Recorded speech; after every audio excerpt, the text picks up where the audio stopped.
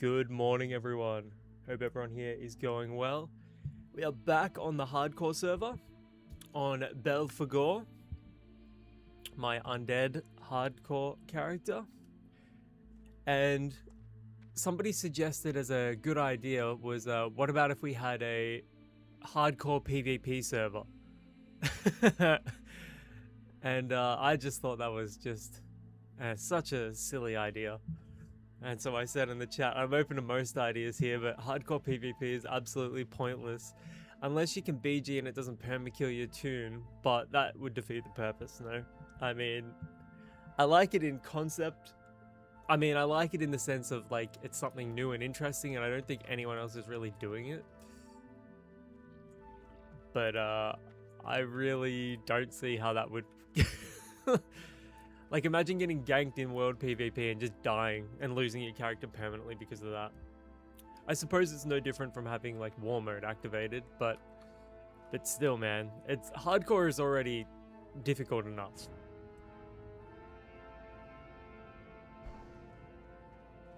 You don't need to add to it.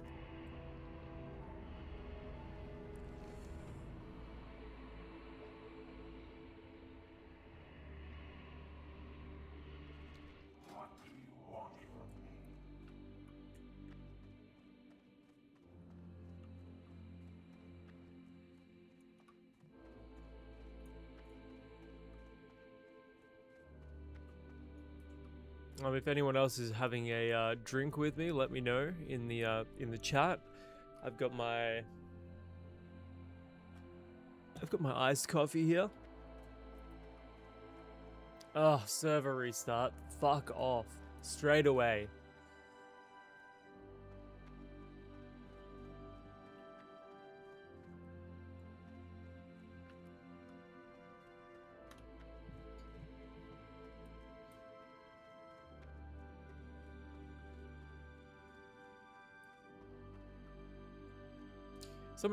Somebody says here 300 people on hardcore PvP, nobody gonna play that shit.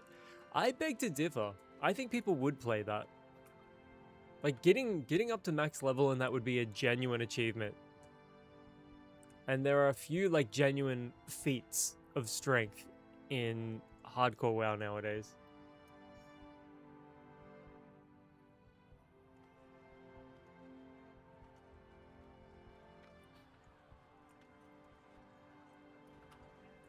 I'm kind of like turning around on the idea, honestly.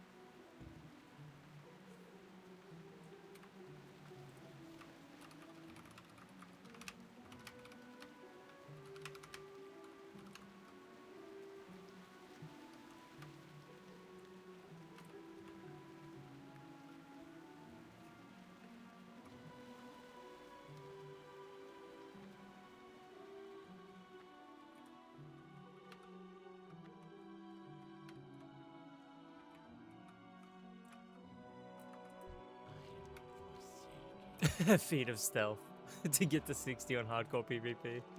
Yeah, maybe.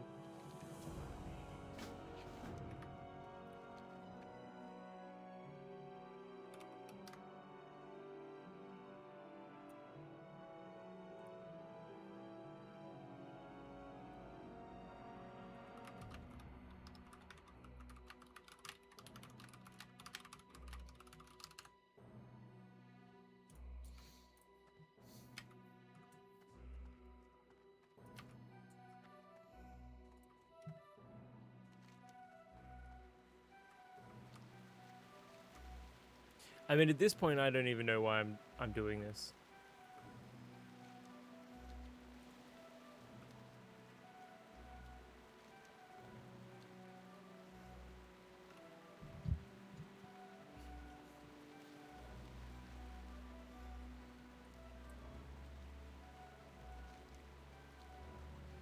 Silent. Hey, how's it going, man? Sorry I was hammered first time being here. Octo has been fun. Definitely way buggier than Turtle, though. Oh, yeah. Yeah, I will be the first to admit that it still has some jank to work through, but trust me, it's vastly improved in comparison to where it was back in the day. Oh, back when it first released in April. It was shocking back then. It was absolutely shocking.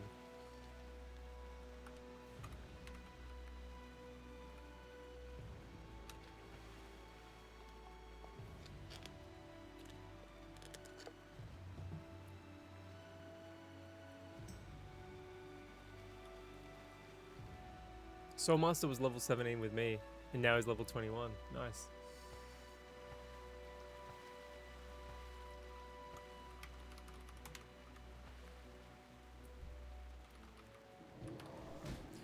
Got a Tauren Warrior on the PvE realm, being a blast, honestly.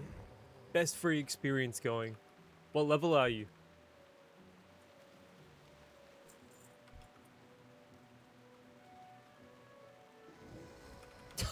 Why would you even bother? The aggro on these undead is ridiculous. They're asking to die. Make them beg for death.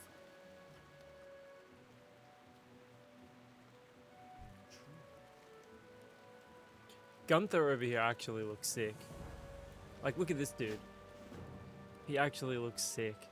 Imagine having a character that looks like him. Just hit 20 like 30 minutes ago. Fuck yeah, man. What's the population like over there? You can check by going into chat and then going .s and then info. Check the server. So currently there are 286 online here. Did Northwash hold escort with a chill dude? I'm glad to hear it.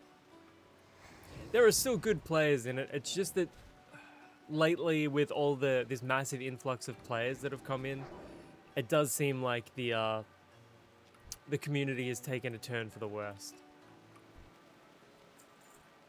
1398. That's a lot. I'm pretty sure 1398's a band.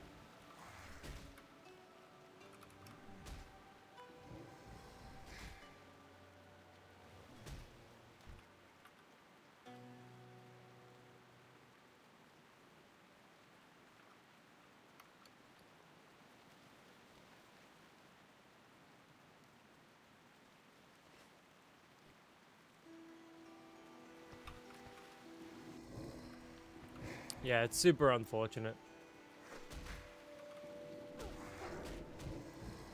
Yeah, it's a trade-off, man. It really is a trade-off.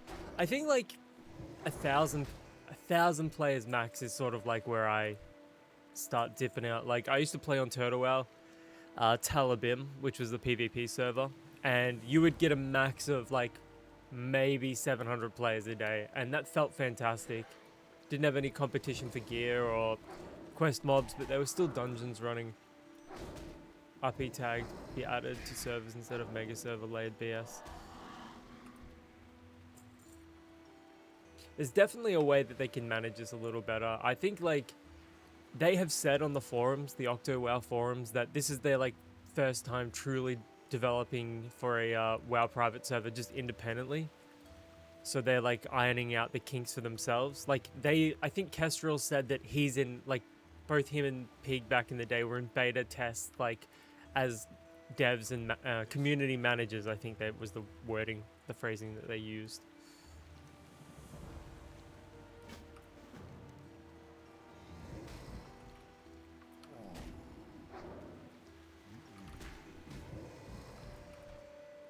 I do like how in Octo you still get like a decent-ish amount of XP for doing these quests.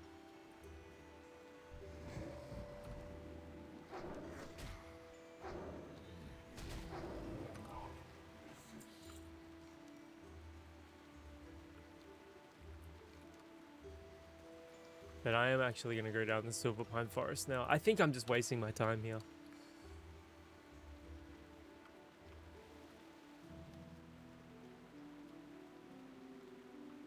Is the music too loud?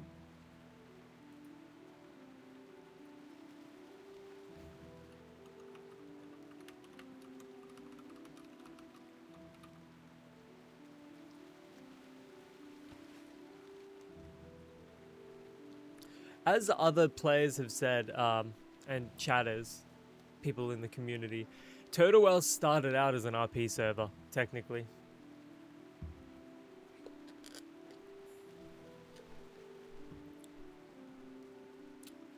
Silent multi-billion-dollar company can't invest in hosting 2 more server types, but can sue all the servers making it happen anyway. Alright, good.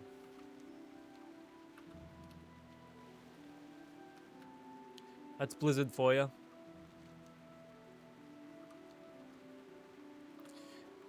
The thing with Blizzard is they're consistently engineering themselves a problem.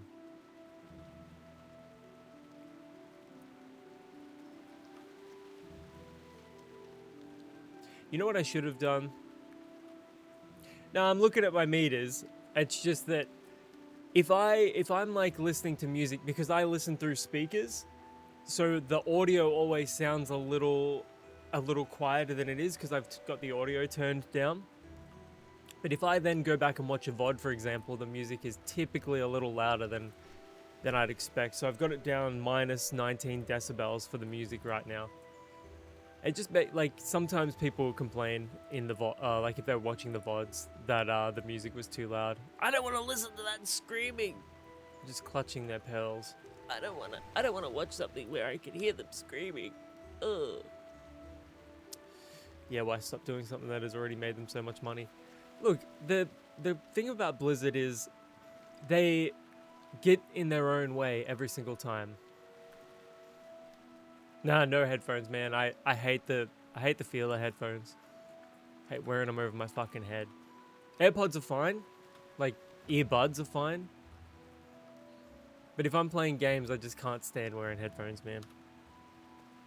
Even like super lightweight ones, like I've got like a really good pair of... These cost me like $450. They're the Razer Tournament V3 Pros, I think. They were super expensive. And they're really light as well, but they still haven't helped at all.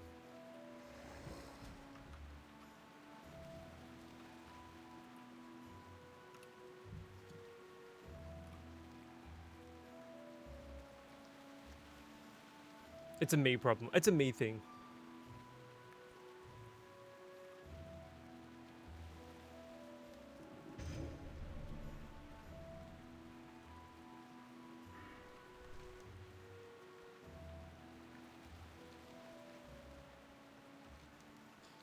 Maybe one day I'll give it a crack again.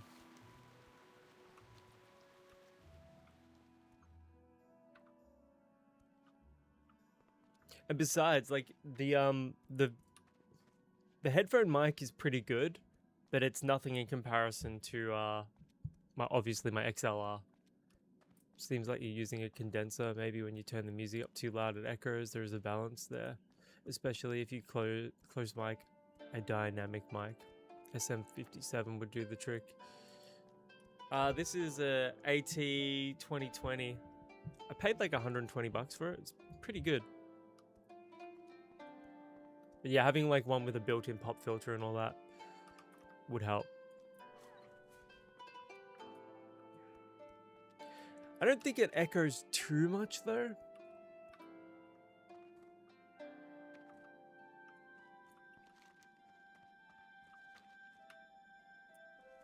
Is Gorfang going to be up again? Last time on stream we got Gorfang, which is cool.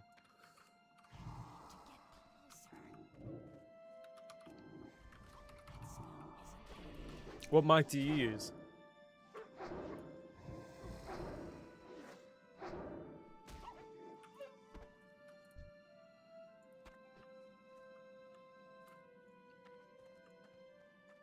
Yeah, I just check them out to make sure, you know, everything's okay. It's not as though the music is like drowning out my voice or anything like that. It's just that I can tell why if somebody already doesn't like you know, aggressive, harsh music, they're definitely not going to want to check out the VODs or anything like that again. But you get that. You can't please absolutely everyone in life. G'day, Pala, what's going on, mate?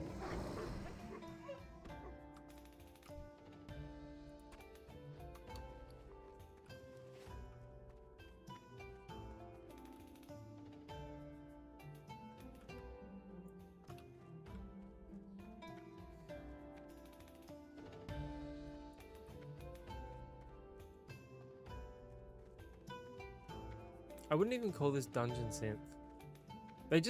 They just be labeling everything as dungeon synth nowadays.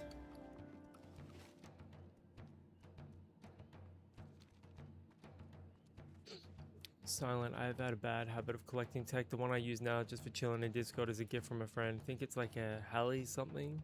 If you ever figure out what it is, let us know. I'd be curious to see. Pella, cut my hair off for the first time in 12, 13 years. Shaved it all off. Wait, you got a buzz cut right now? PR40. I'll look into that, brother.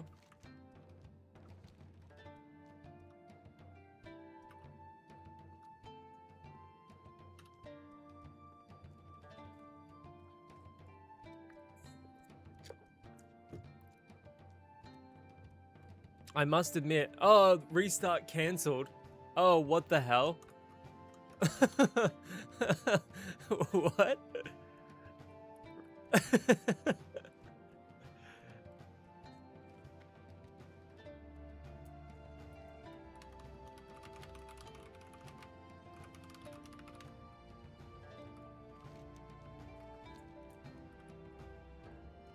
But yeah, like I was saying, it is very freeing when you have really long hair and then cutting it off.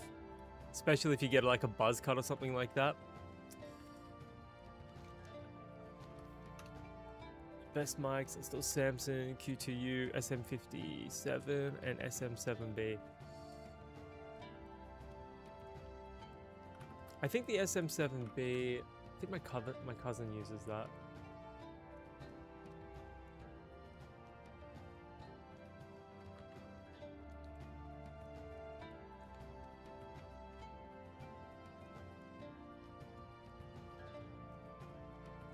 Yeah.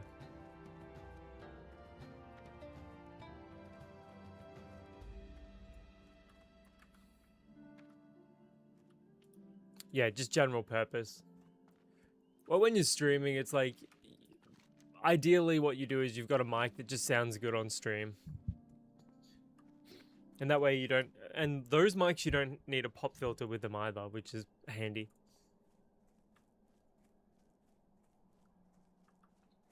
There are so many streamers that spend that money for audio on their stream and they don't need it. Well, that's why I haven't upgraded it just yet. I think, like, going back through my streams, like, my streams sound fine. Like, it doesn't, it's not awful, you know what I mean?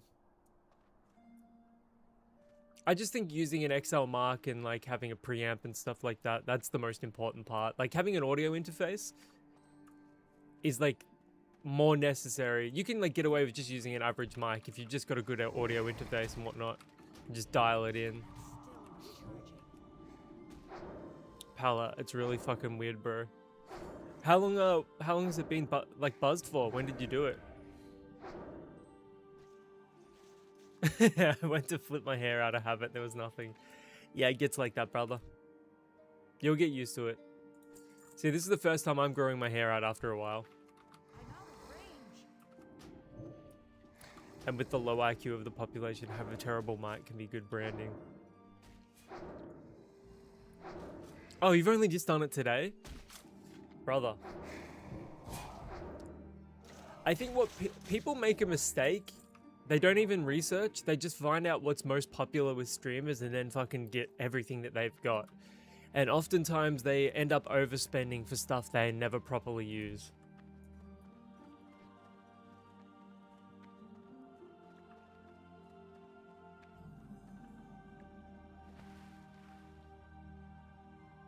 God, imagine swimming in this. Awful.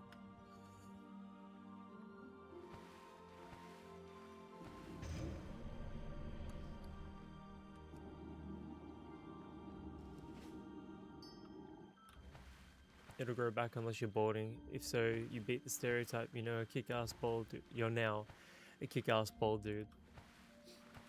Nah, I'm pretty sure from memory Pala's got like a full head of hair. We are both blessed. But I tell you what though, that first like shower after you buzz your hair is so incredible. Now Pala's definitely not bald.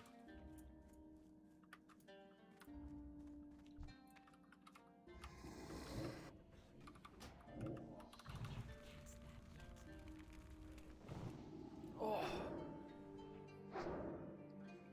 What's everyone up to today anyway?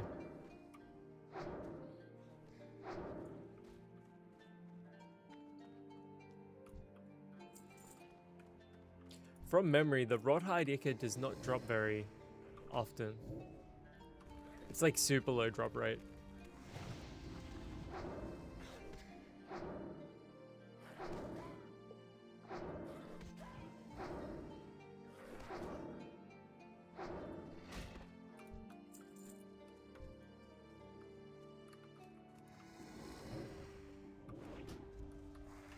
The key to hardcore is not panicking. That's the key to hardcore, I found. If you just approach things with a level head and not panicking when a situation goes wrong, you're more likely to get out of that situation okay. I worked and then started drinking and playing WoW. How was work, bro?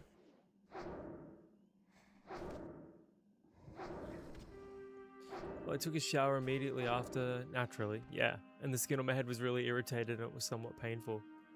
Any idea why?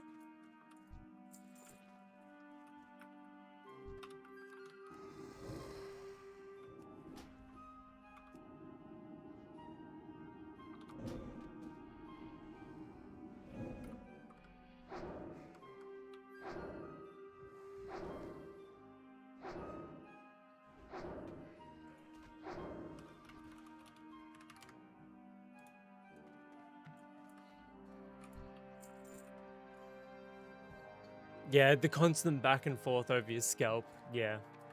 That would 100% be it. Do you have any aloe vera? If you've got aloe vera will help. And it's really good for your scalp as well. That's what I did sometimes. It was bullshit because my company is winging it, but I do cool shit like x-ray stuff. Oh, you an x-ray tech?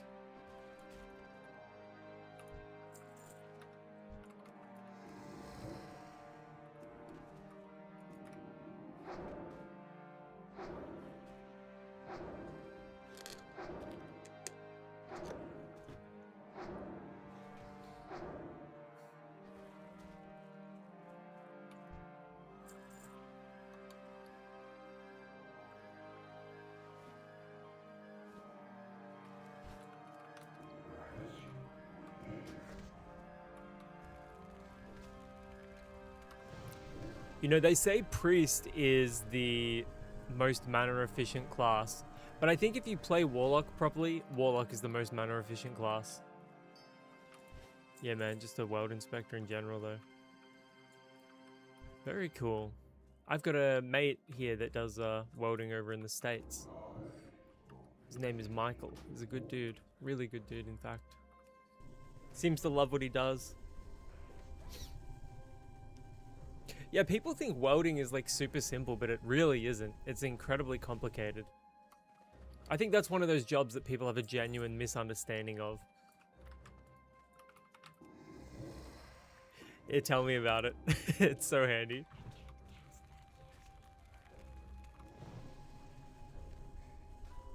I think that brings us up to 3. I don't like having too many soul shards in my bags though. The good thing about Octo is that it stacks them in 3s instead of just 1. Like I remember as a kid, you would have an entire, I think I had a soul bag as a kid.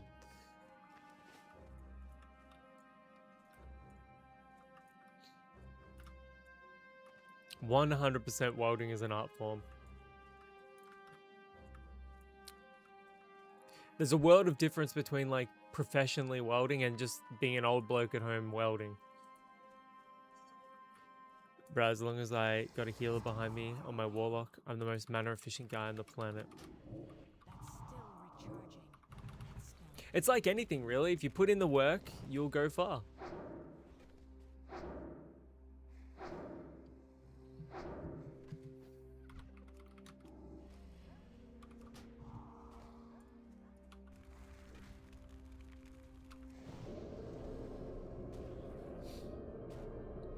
Health funnel on a warlock playing hardcore just seems like such a sketchy proposition.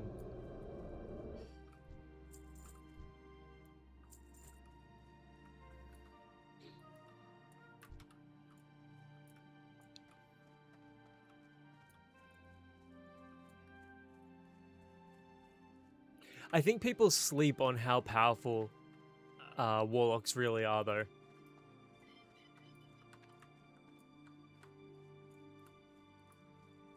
Like, I always saw warlocks as a class that relies on attrition. Like, they're the war of attrition class. Like, they are so slippery. Like, you get feared by them, then they drain their life back, and then you think you're about to get the edge on them, and then they fear you again, and then they drain life again, and they've got soul stone, they've got health stone. Like, in PvP, like, as a warlock, you should be an absolute menace. Like, that should be your lifestyle. Warlocks are cool, priests are just cooler. I like both. Both are good. They do not. Any PvP server tells you warlock is broken. Yeah, well, back in the day, they used to, what is it? They used to say, warlocks just face roll on the keyboard or something like that. There was like a fucking saying. Oh, did I just get my first pair of shoulders? Oh, dude, I just got my shoulders. Hell yeah, and it matches my robe. Look at that. Fuck off. There we go.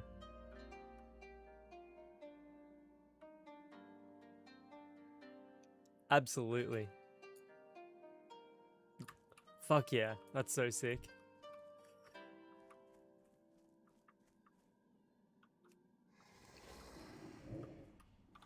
Did you hear that they updated the UI for Classic to the retail UI? It's okay, but kind of makes you think what Classic Plus is going to be. Over on, like, official servers? Really? Huh. Is it can you toggle it, or is it like... I'm assuming it's toggleable. Toggleable.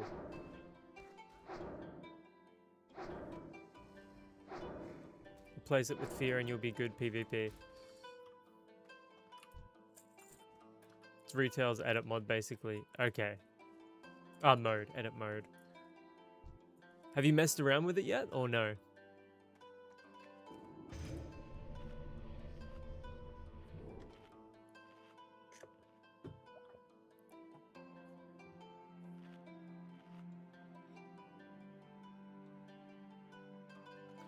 I am pretty sure you can get the a UI mod for this that makes it look like Dragonflight, I believe. It has hiccups, but it just released today, so I'm not surprised. Yeah, give it some time. As long as it isn't forced on players and you can like make the choice, that's all that really matters to me. Yeah, the add-on is built into the launcher.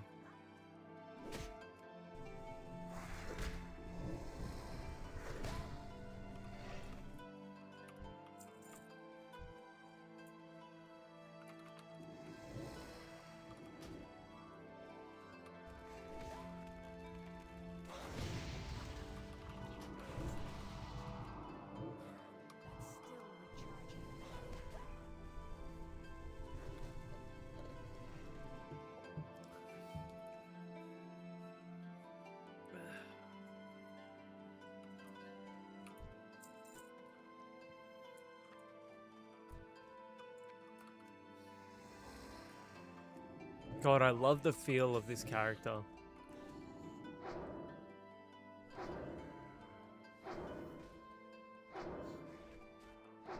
The Warlock just has a great playstyle.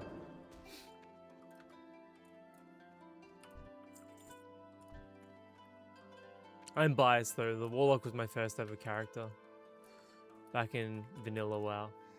So I'm biased towards them. What was everyone else's first character? Azriel, brother, I watched your video on the Red Empire. Loved your takes. Honestly feel like a bunch of 40-year-old virgins need to get out and go touch grass. Yeah, man. That whole situation is really weird. And it's interesting to cover. Because I always knew that the classic community was a little on the older side. But it's having people like 10 years older than myself. 10 years plus older than myself behaving that way, it's a little disheartening, really. Like, I understand being a part of a Discord or a guild and having that sense of community for the game. Like, that is World of Warcraft. Nobody would ever take that away from any other player. It's just that it seems like, and this is just from an outsider's perspective, I'm not in the guild, so I don't know for certain, but having a guild that is and a Discord that is predicated upon harassment and abuse, and again, that's just from like an outsider's perspective. I don't understand that. Like, I just want someone over on the Red Empire to get in touch with me so I can get both sides of the story, because from what I've seen thus far, Nightman seems to be innocent here. But I could be wrong. I'm only an outsider. I'm an outsider and I'm just observing and trying to make you know, when I was making that video, when I was talking about it on stream the other day with, I think it was Riot who I was talking to about Nightman's video, I wanted to present the information honestly. And, you know, I believe truly in freedom of speech and people's right to speak freely. And more than that, I think both sides should have their takes presented. So I would be interested in seeing if like somebody in the Red Empire does a video to sort of challenge any of that. And I would be happy to cover it if they do. Is that the guild harassment stuff? Yeah. Right, I had a guildie in my guild with the Red Empire Discord tag and it got really heated. Dude ended up leaving our private Discord server. So odd how emotional people are about defending that behavior.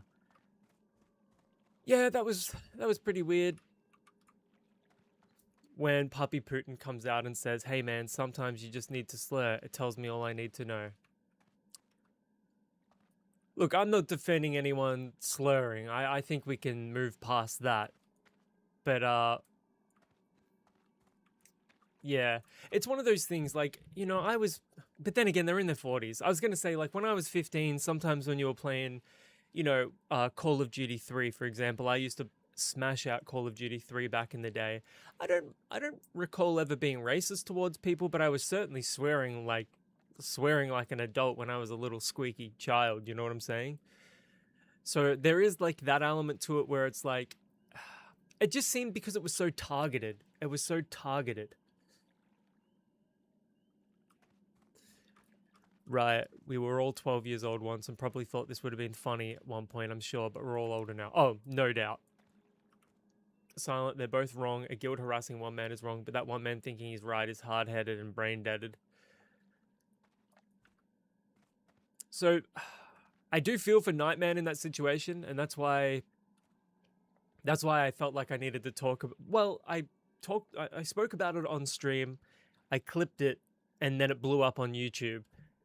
And, you know, from what I can see, Nightman seems like a really good guy, and people are saying that he threatened to shoot people or something like that. I want to know the timeline of those comments. I want to see the sources for him, and if that was after people said that they were going to come to his house, well then, I mean, I said it in stream the other day. If somebody said that they were going to come to my house and fuck with me and, you know, my girl and my family and shit like that, I wouldn't take too kindly to it. Like, so again, I want to see the timeline for those claims more than anything else. Gamers who are chronically online don't understand how threats are handled in real life. He apparently threatened to shoot someone after they already messed with photos of his girl. Yeah, that's what my assumption was, but because I'm not directly inside the situation, I don't know that for certain.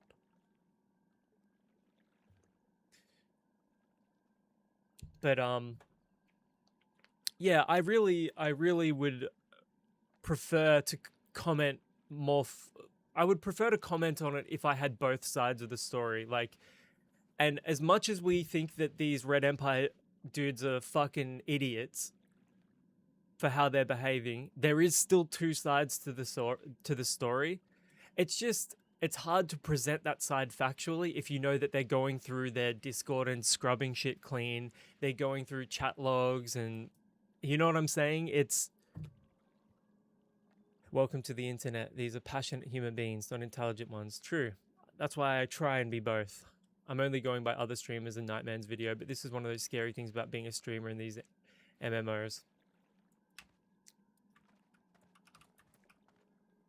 You're absolutely right. Yeah, like, I'm man enough to admit that you've got to approach these situations with some degree of grace, because I'm sure not every single person in that Red Empire guild is bad, and I'm sure not every single person in that Discord is bad. There's 30,000 plus people. That's an awful lot of human beings. And it seemed from Nightman's video, it was more that there were maybe 2 or 3 main offenders, and then everyone else was sort of just following along and, you know, just being over in like Orgrimmar shouting like someone is a racist. If that's the extent of what someone's harassment is, I don't think there's anything in that. But yeah, it really does depend on what these people are doing and how they're approaching it. So again, I do think there is two very clear sides to this story. It's just that one seems to be covering their tracks, and it makes people like myself suspicious. And I'm sure everyone can understand that. I agree with you. I don't know the full story, but if they are doing sketchy deleting of evidence, the other homie should look into suing if he has the money for it. He's like Nightman has already proven. Nightman has already proven that they went through their Discord and started deleting things. He's already proven that. So what I was speaking about on stream last time, my main contention was just that we need live support in these games. We need live GMs, we need live support. And my suggestion was that if Blizzard is so intent on not doing it because it cuts into their profits, which is why I suspect that's happening, I believe that they should take the top 10 most played realms and have live GM support on those. I think that's the best way around it. And that way, if players do want to have support, they can go play on those realms. Azrael, I think when Nightman gets Puppy Putin's info, he's already dies. He's going to sue the brakes off him. Oh, he's already said he's going to sue the brakes off him. It's, yeah, I mean, I really am just... The situation as a whole is... It's horrible, man. But again, I am like, you know, I was a punk rock kid growing up. I'm a punk rock kid now. I believe in freedom of speech. I believe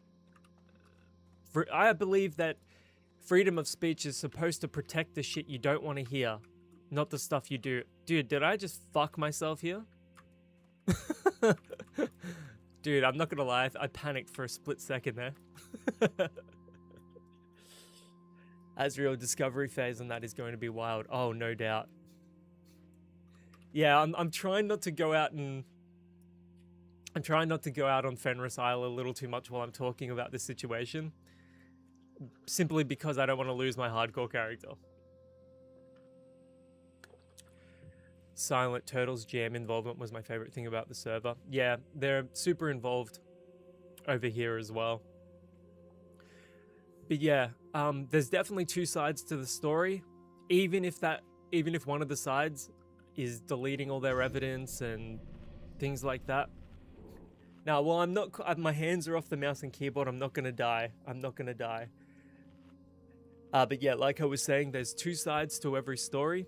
And this is one of those cases where I really think both sides deserve to have their information spotlighted.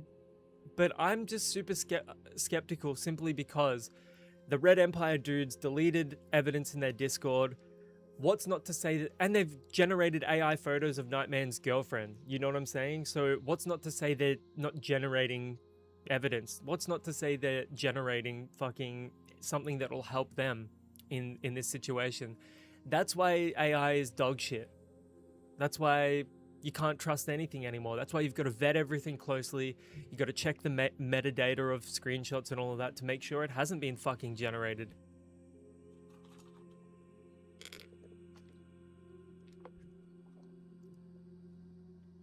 I hate it, man. I hate it we live in a time like that. What was I doing?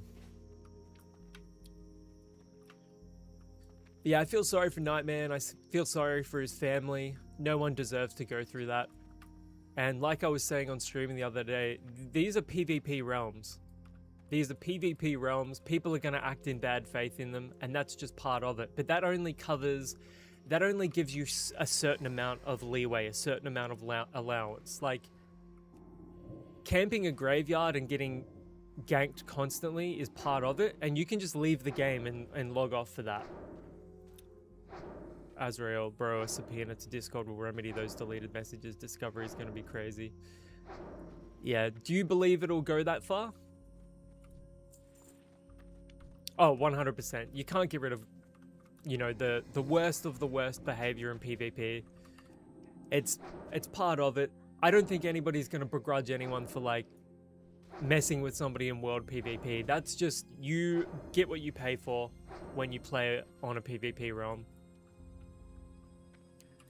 But there's a difference between that and, like, targeting abuse and harassment towards someone, and that's where I sort of drew the line. I definitely, irrespective of what Nightman said, even if Nightman himself said some unhinged shit and was a dick to people, I don't understand the targeted abuse and harassment to the point that they're literally doing it for months on end towards him. Like, I just don't believe I don't believe it's necessary or right. Right, the Discord PvP is crazy though, and how can Blizzard really regulate that? Player GMs would only be helpful here for the general chat spam and stuff like that. Well, yeah, that and, like, monitoring who's getting reported and whatnot. I think that more than anything is where I approached it from. Like, if somebody is whispering somebody and they're genuinely, you know, they're slurring, they're being absolutely heinous in the chat, reporting somebody, letting a GM look at those chat logs and saying, look, this is a clear violation of the TOS, give him the fucking flick. Azrael, 200% it's going to go that far. Nightman is pissed beyond belief when they crossed the line and fucked with his girlfriend. Valid. Silent. There was that one guy killing bots and he got his whole family threatened. No, I'm talking about whispers. Like, if you've got a group of guildies and you're, like, yelling stuff in Orgrimmar, like, and it's targeted to one individual, I find that to be sort of like an abuse of it. Of an abuse of the yell privilege. I'm not saying people, like, if that's all it was, I'm not saying people need to get banned for that in particular. You know, I'm not a big fan of the ban hammer. I'm definitely not a big fan of the ban hammer. I would prefer adults to just act like adults so that the ban hammer does not need to get utilized.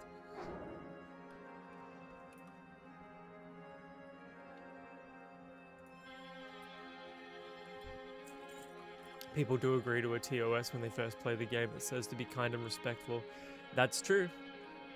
That is part of it. Oh, we've done it.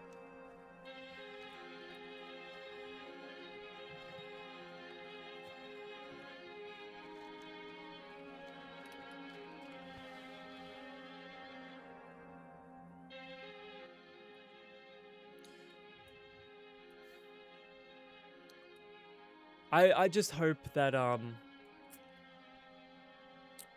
yeah, when it comes to issues of, like, censorship and whatnot, I do believe in giving people some allowance, some leeway, some grace, but there's definitely a point where you tip over from like, oh, you are employing your, you know, your right to speak freely, to, oh, you are just abusing somebody at this point. There's definitely a tipping point, and I think a lot of those players absolutely cross that line. Cheers, mate. Yeah, I'm dialing down the black metal today, and I'm focusing on dungeon synth. A lot of the dungeon synth is royalty free as well, although I wouldn't properly call it dungeon synth. Companies are allowed to ban hate speech regardless of what people's views are. 100%. 100%. Especially over on official servers.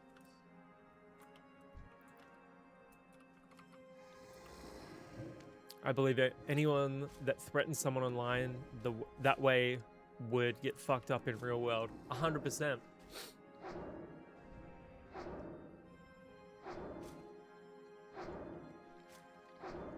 I've seen, I've listened to Fife on the, on stream before.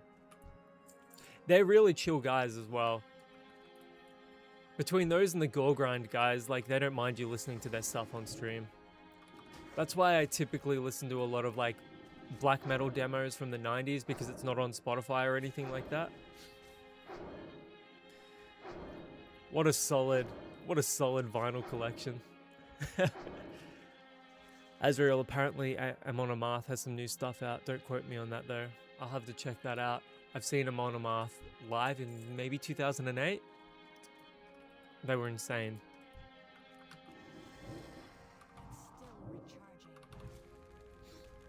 Oh. But yeah, circling back around to the Nightman situation, it's one of those things where I really do want one of those Red Empire members to get in touch with me, simply so I can have both sides of the story presented, and so that when I talk about it on stream, I can present both sides fairly. Because at the end of the day, even if a lot of their guildies were acting a certain way or whatever, I don't believe that was true of everyone in that guild and everyone in that Discord. But yeah, it seemed a bit sus that everything was targeted and put behind, like, you know, you were rewarded for it, like, oh, go and harass this guy and I'll give you 100 gold. That's pretty fucked. Really? I didn't know that. Is he on YouTube? Let me just check that out.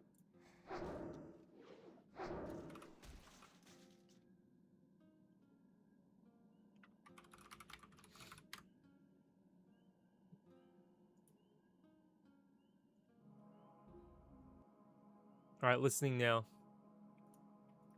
Cheers for the heads up, right?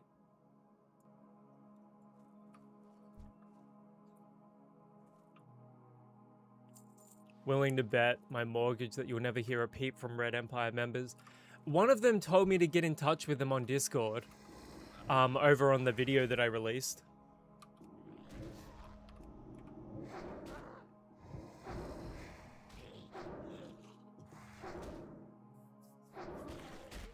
New Ascension server launching soon.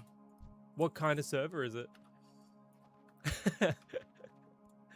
Yeah, we'll see if Sage will let the community members chill in the house with us.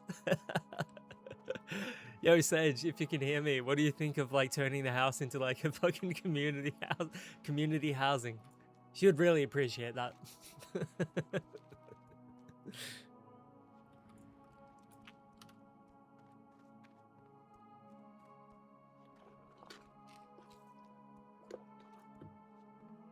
Community compound. Yeah, we're like classless. Oh, another classless server. I used to get advertisements for Ascension like 5 years ago or something. I did a podcast on it back when I used to have a podcast during COVID. Like when they first announced that they were doing classless WoW. That was like one of the main topics of the podcast. So then I just spoke about it for like 45 minutes saying, oh, you can't do that. You can't do that, man. Not a big deal. Not a big deal at all.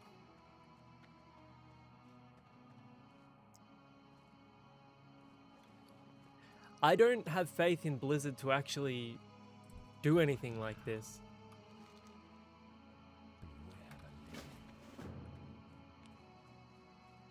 I'm waiting to see how they treat Classic Plus, really. Because I know a bunch of people in the community have asked me to check it out. Also, I should probably post the Discord.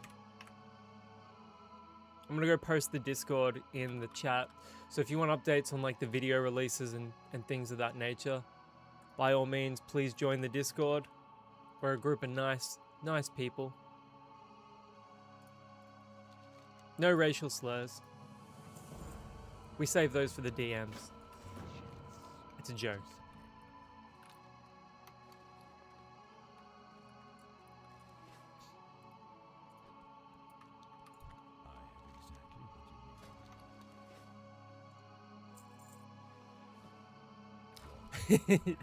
We Discord PvP and friendly gestures. Yeah, we Discord PvP by sharing like WoW screenshots of the gear we find. That's our PvP.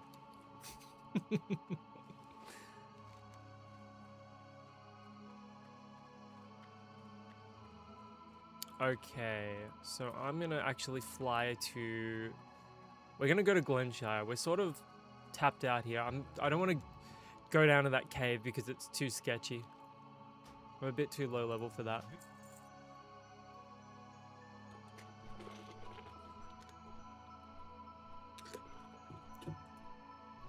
F.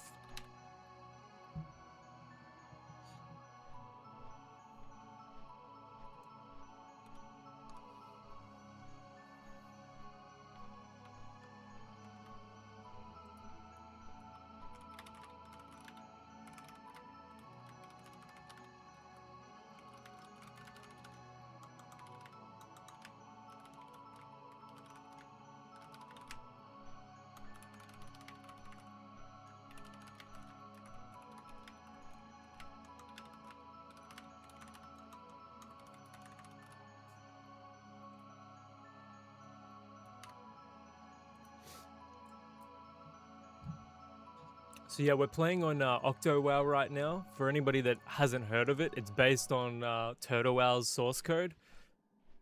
And it is entirely free to play. It is among the best World of Warcraft experiences that I've played. I'm not saying it's perfect. In fact, it's far from perfect. But the community seems great. It's friendly. And we love that here. We love that here. We love the vibe.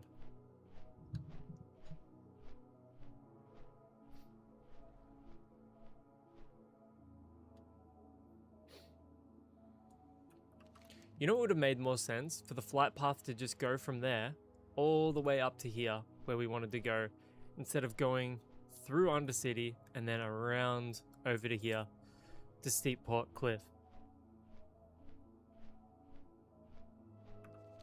Steep Cliff Port, sorry.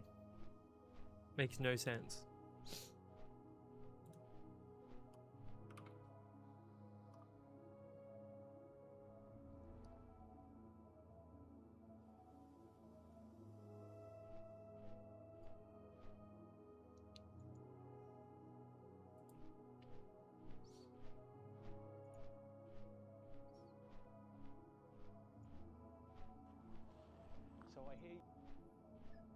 Right, I'm definitely waiting to see what BlizzCon is going to bring us. I have a hard time wanting to invest days into a character on official hardcore and everything else doesn't interest me.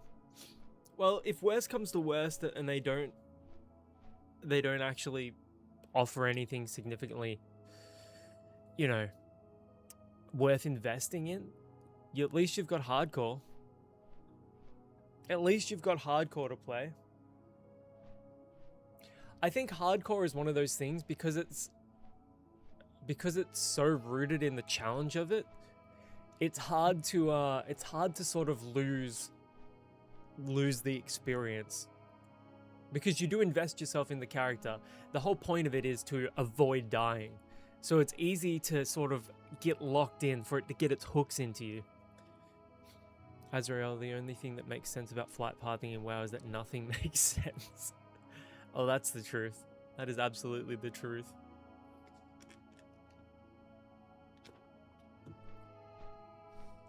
Actually, you know what? I just realized I should have gone to Undercity to go to a Warlock trainer.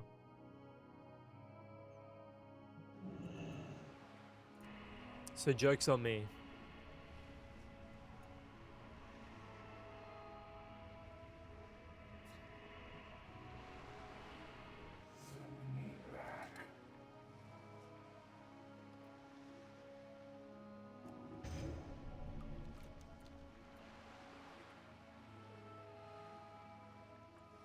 I think you go that way and then up. Hardcore experience is better on Octo. If they don't announce anything worthwhile, probably just RP on Octo's hardcore server. There is like a RP guild here as well. On the, I think there's a one on the Alliance too, but there's definitely a Horde RP guild.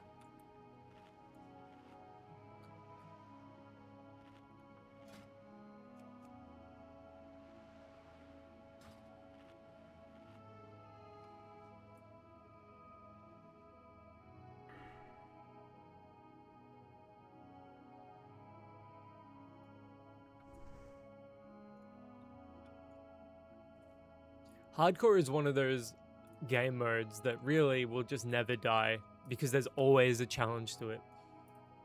Bro, playing TBC Anniversary and flying around Zangarmarsh is the biggest piss around until you get flying at 70. God, but do you remember the rep grinds and shit that you'd have to do back in actual TBC? Not the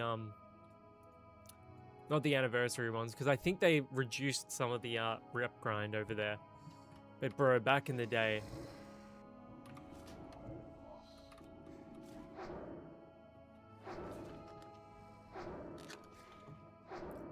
I actually thought Zangarmarsh was one of the best looking zones that Blizzard ever created.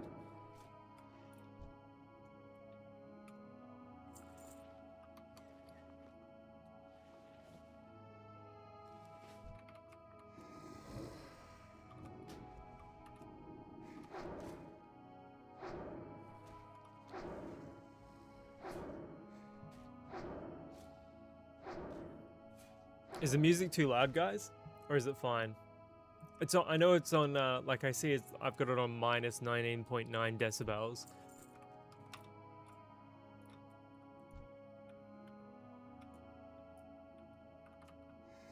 Go, go, go, go.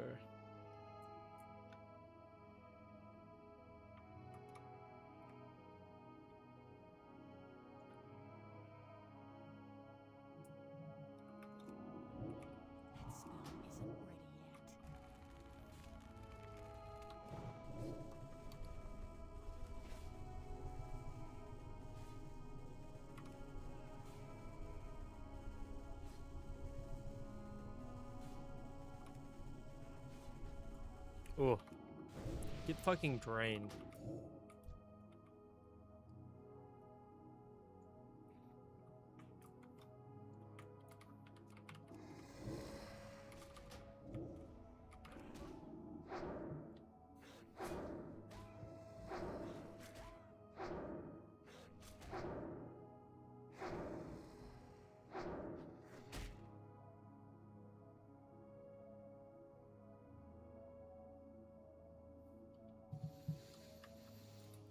About to sell Pokemon cards to build my girl her gaming PC.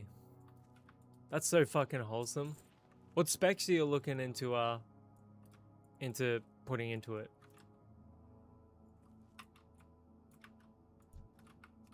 Do you have like a budget that you're shooting for? I put together that computer, I put together my computer, I've got another one in the, I call it the workshop, but it's actually the laundry, but I work on computers in there. Azrael's still doing them on my ults, leveling a warlock, though, is easy mode, and then you unlock the big dick button seed of corruption at 70. I fucking love that shit. I did prefer Soul Link Siphon Life spec. That's just me. Is TBC hardcore a thing over there? Or is anyone doing the hardcore challenge on TBC? Right, I do want to get her an i7 or an AMD equivalent, so that would be like a Ryzen 7.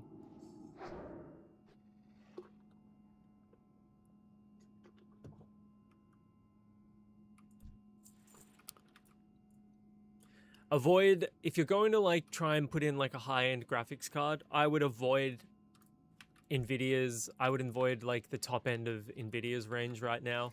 I'd shoot for like a RX 9070 XT.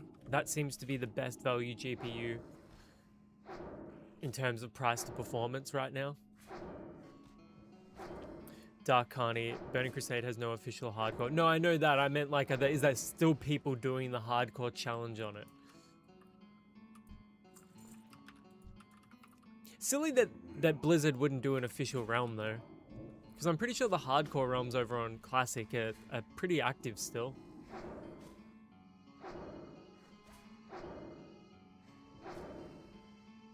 But yeah, it depends on your budget, right? I would probably go RX 9070 or 9070 XT. Or if you can get a really good price for an 7900 XTX, because that has 24 gigs of VRAM. Or you could go the 7900 XT.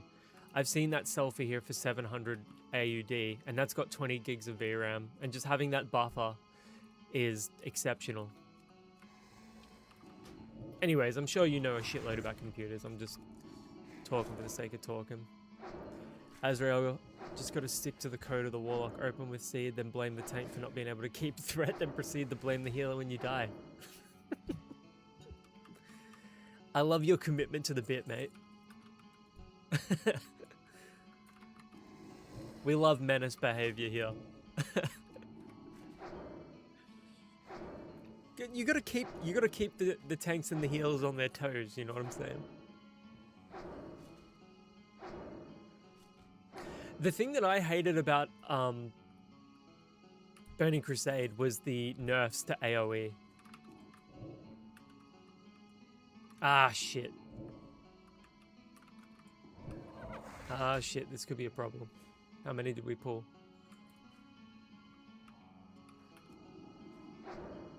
Don't heal him. Don't heal him, you dog.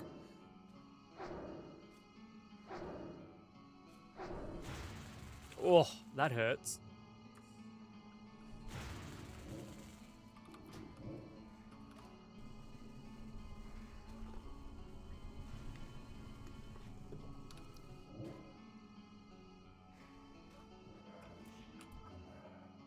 Cop that.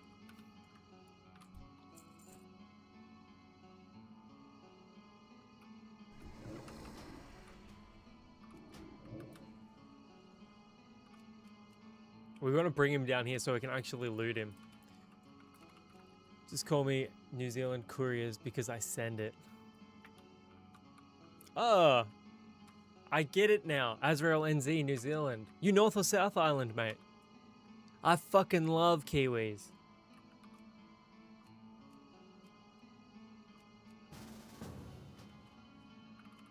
We're basically the same. We're basically the same people.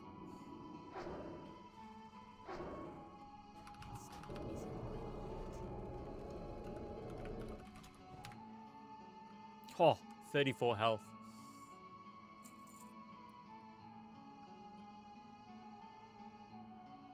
What is he, a priest?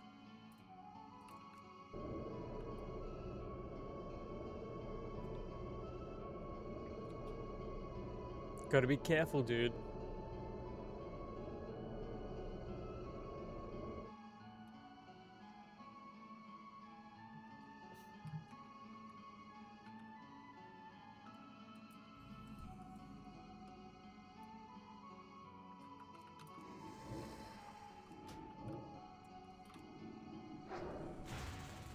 We are all Maddie, we are all one. Love my brothers and sisters around the world.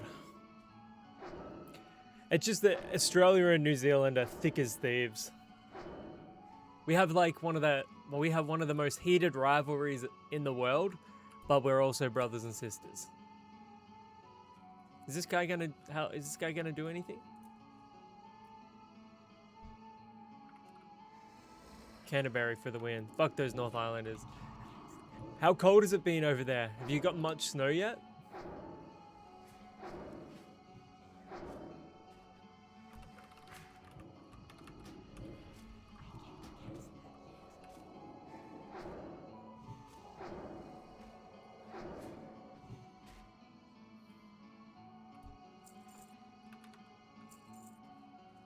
Okay. Gotta be careful around here.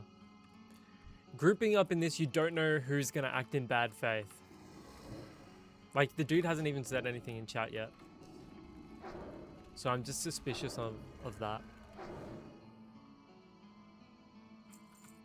Okay, what do we got over here?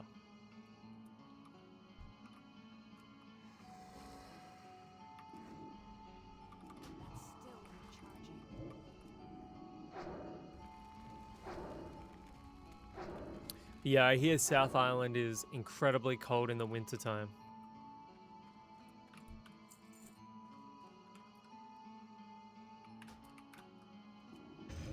I'm gonna trade this guy. No, trade me, fool.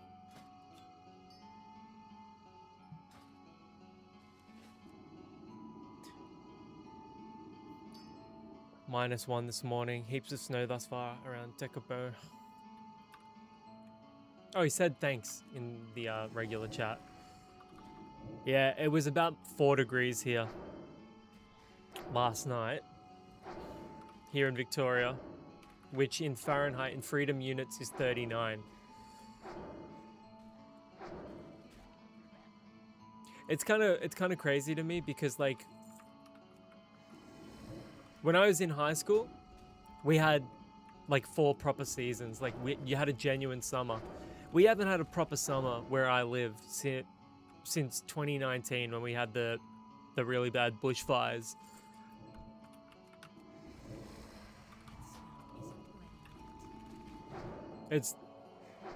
Yeah, I bet you it is so gorgeous over there.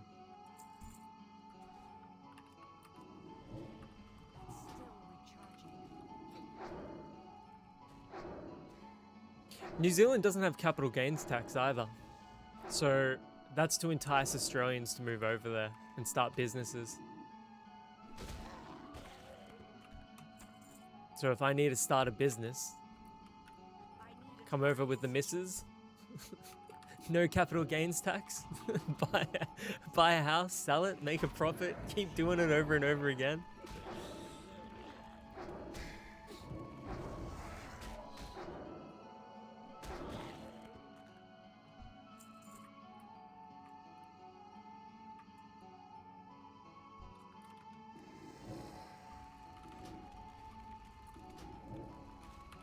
I love the Trans-Tasman Agreement.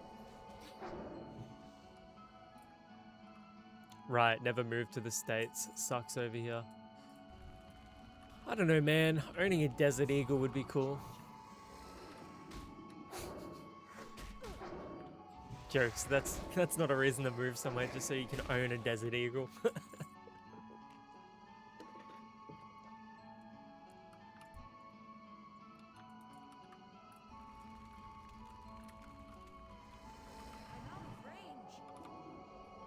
I regret not making a male undead. I don't like the female undead voice. I'm out of range.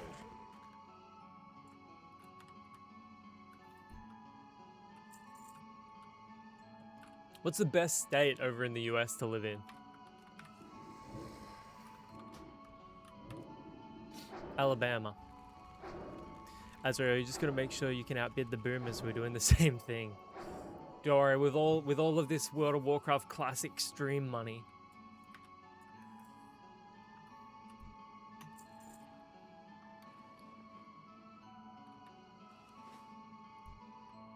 Okay, what do we need here? I'll be able to buy a modest villa out in the boonies.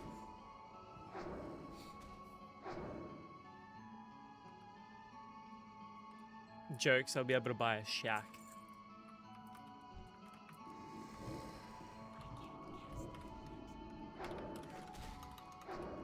Fuck.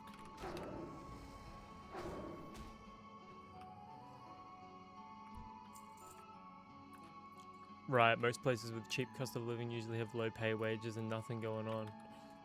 So what's an example of, like, a state that would be that way?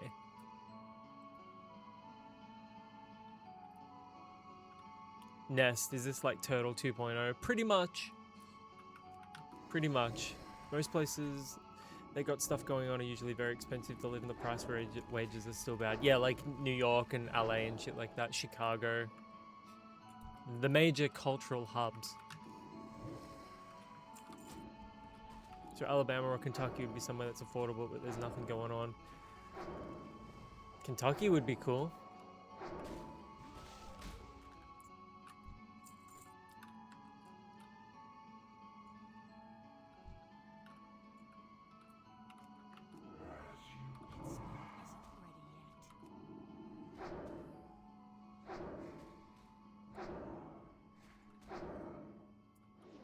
Azrael, take care, mate. Thanks for hanging out. Thanks for watching the video as well. Keep an eye on the channel. I got more shit coming.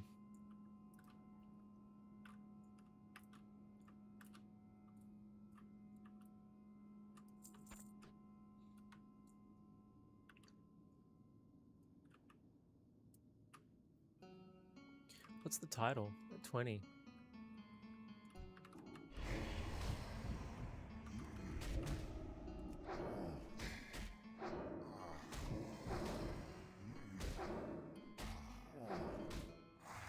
I live in the Philadelphia area. Lots of stuff I can go and do. Just my rent is more than a mortgage payment. Hey, at least you got a woman to help pay your rent. You know what I'm saying? But it sucks that we have to live in a world where that's a thing, rather than like. I wish it were like it was back in the 60s and stuff, where just a bloke could go out and work, and that was enough to cover the rent.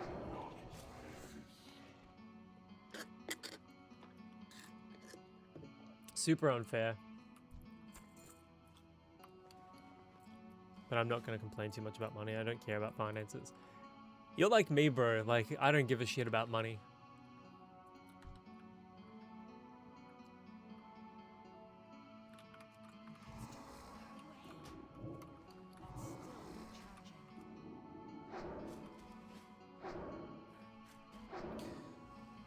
I just sort of left my job.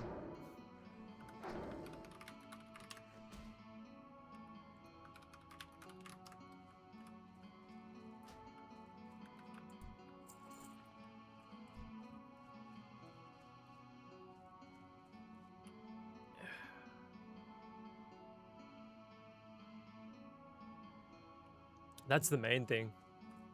As long as you can just like cover life stuff, you're golden.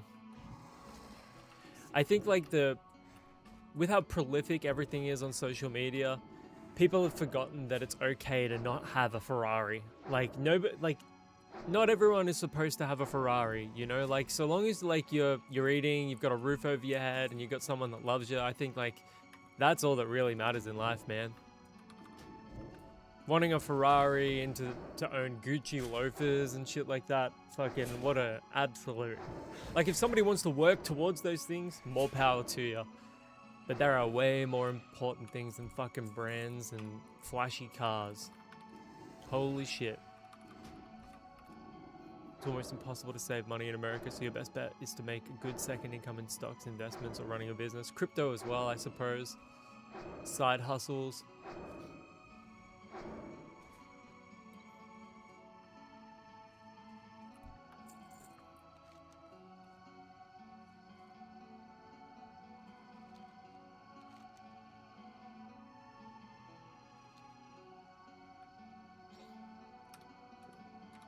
But nah, way more important things in the world than money. I was like talking about that to my girl the other day.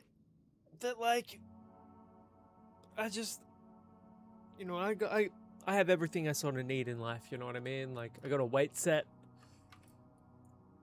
I got energy drinks. I got my protein powders. I'm fucking set. I'm good, man. I got my tunes. Why save money when you can buy cool bootleg band merch? You sound like me, brother. Ask Sage. Ask Sage.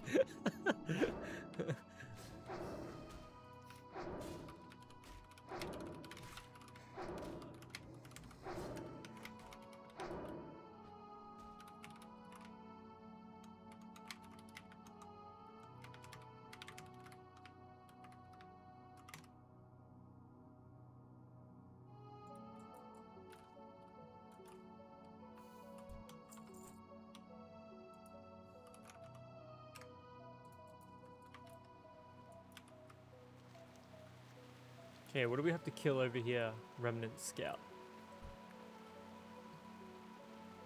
This zone's really pretty. It's like an actual living area of Tirisfal Glades. Like, it's not all dark and spooky.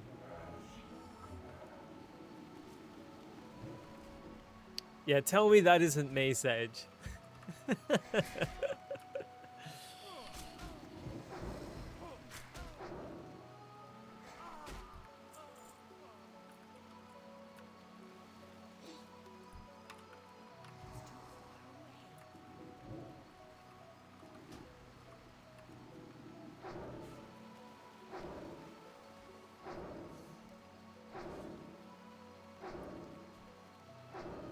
What's your favorite band at the moment, Riot? Like, what have you been, like, playing a lot lately?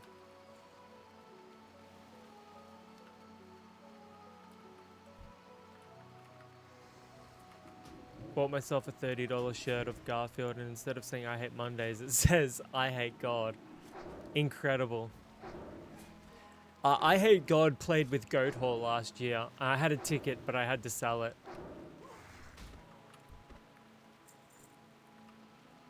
High on Fire and Mastodon lately because I'm learning some songs on bass. Do you prefer High on Fire or Sleep?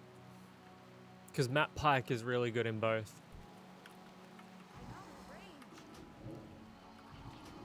And I've often found that people prefer one to the other.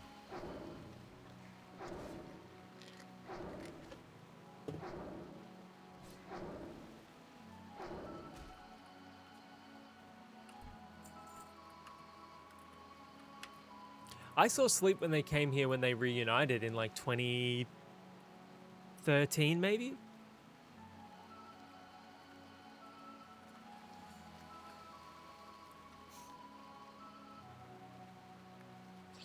Shade Mage, what the hell?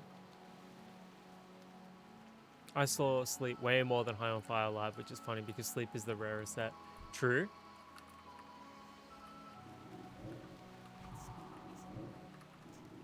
I think I saw High on Fire at a Soundwave in like 2010 or 2011, something like that.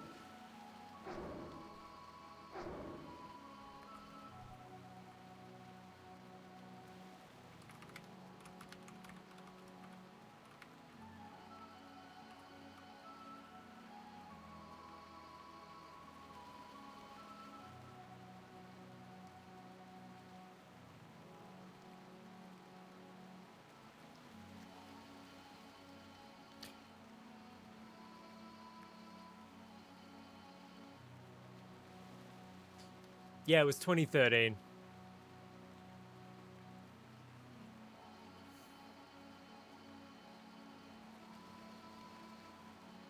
Yeah, I saw Sleep in 2013 with the Breeders, Television, and the Jesus Lizard. That was a fucking sick show.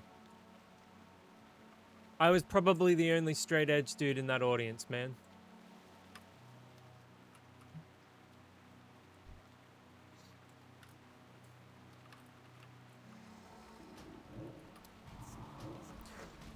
You know, there are some people out there that prefer Dope Smoker as Jerusalem when it's cut up. The mixing on it is slightly different as well from memory. I was underage when I saw Electric Wizard came out of that show stoned without even smoking. Yeah, I was honestly worried that that was going to happen, but it wasn't that prominent here because back then, like, weed was still like, if you were caught smoking weed back then, you would go right to jail. It's not so much like that anymore, but...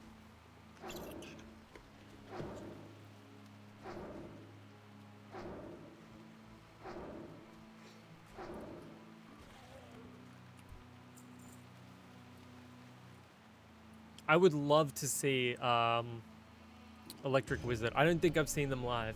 I bet you they would have put on one hell of a show.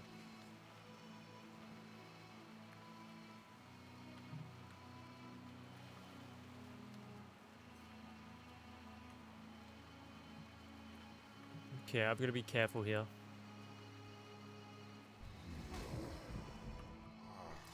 Yeah, I've heard that. Crazy. Where's my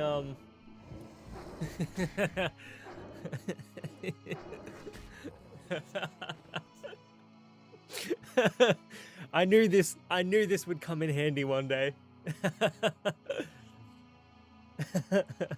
Hey Sage.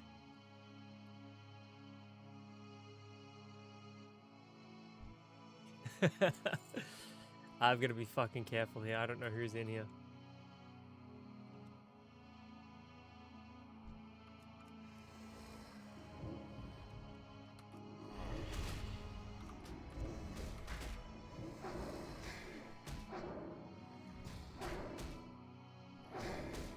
Ooh, this is dicey.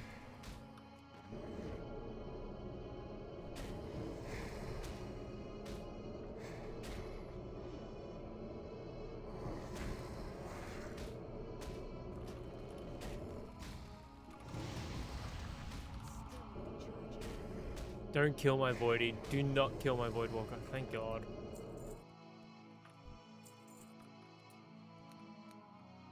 So where's the Shade Mage? Not here.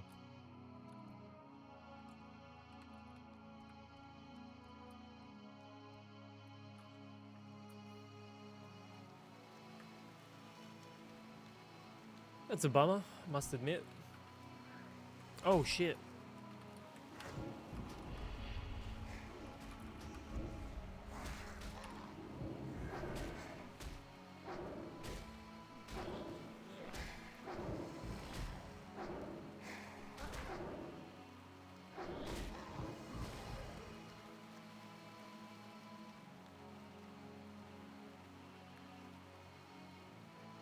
I've always said that would come in handy one day.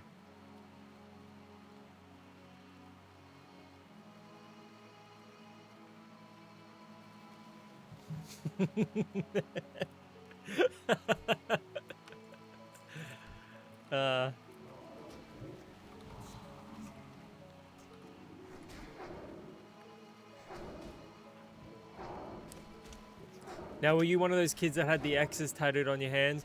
No, I didn't tattoo the X on my hand, but I did tattoo the X on my leg.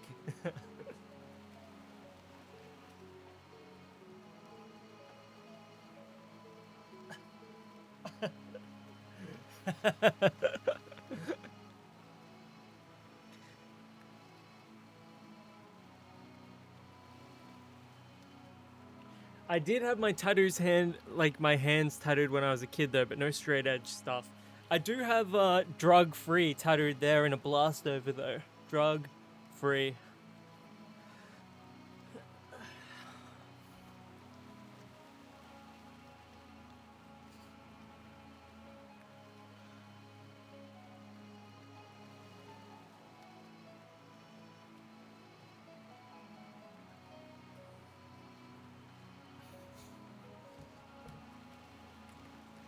Not gonna lie, I was considering getting another edge tattoo. I don't know where I'd get it.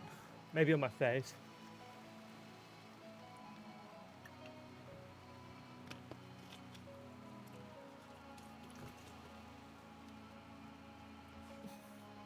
What was your last tattoo, right?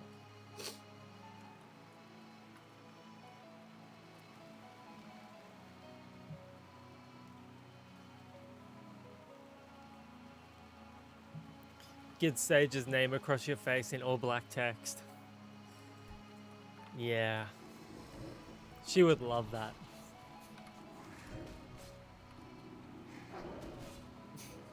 She would fucking love that.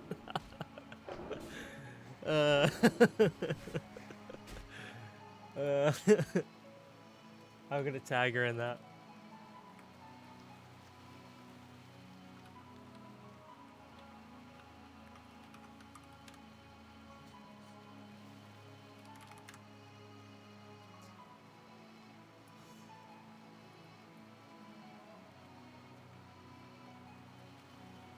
Crappy Diane Wood tattoo. Oh, my Pig Destroyer tattoo. Oh, fucking brother! I saw Pig Destroyer last year.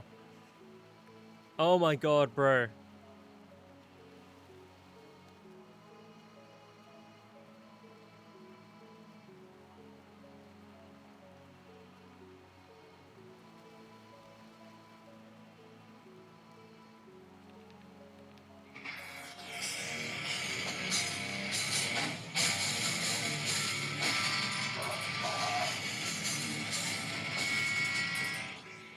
I don't know how well that played it. How incredible a Pig Destroyer live.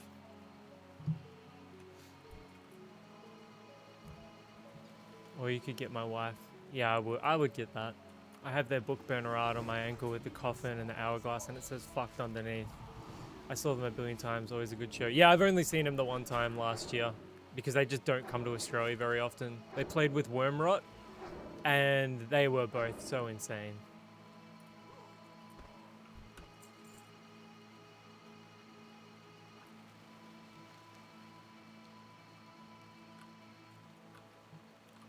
Have you seen Wormrot live, bro?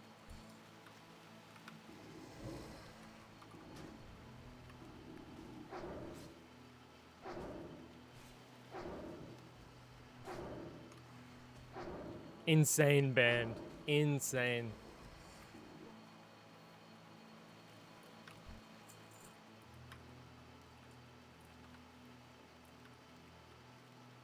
Have you ever seen King Parrot live? They're an Aussie grindcore band.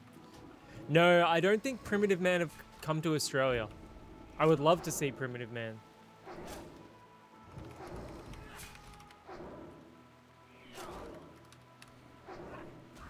Okay, Primitive Man have come here once before, 2019.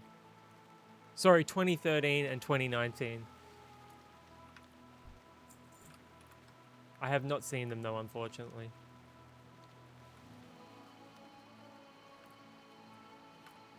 Yeah, I would say more than any other genre, Australia has a metalcore scene. Like Alpha Wolf and things like that. Is I Prevail Australian? No, they're not Australian. Yeah, metalcore's not really my thing. Like, I don't mind it. Like, you know, I Killed the Prom Queen and like Parkway Drive and shit like that. Yeah, I was never really a metalcore guy. Like, I like the punky metalcore, like in like the, you know, the 90s and the early 2000s.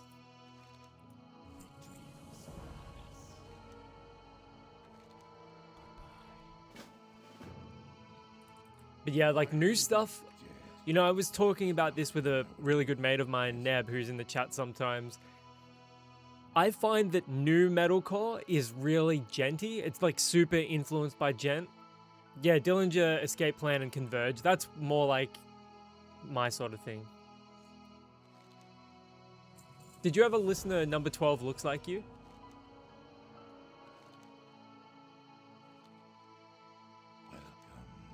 But yeah, I liked Orchid and Orchid and Page 99 and shit like that.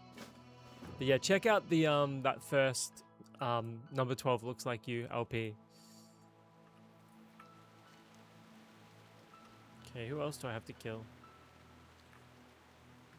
Almost level 19. This has been a very productive stream.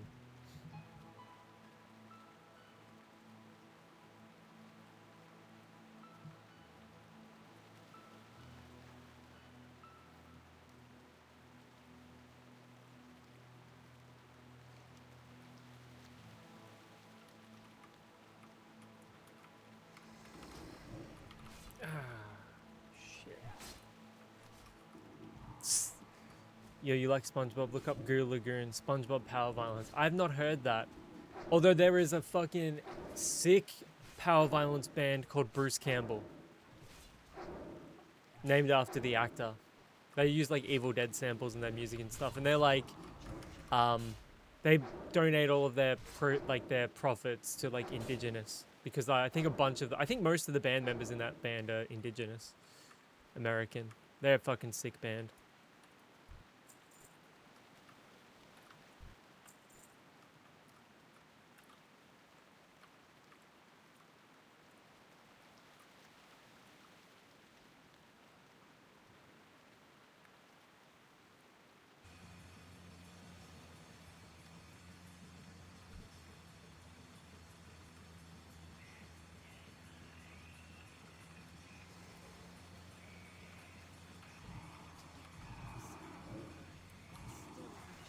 I've been listening to a lot of the Black Dawn lately. Black Dawn are sick.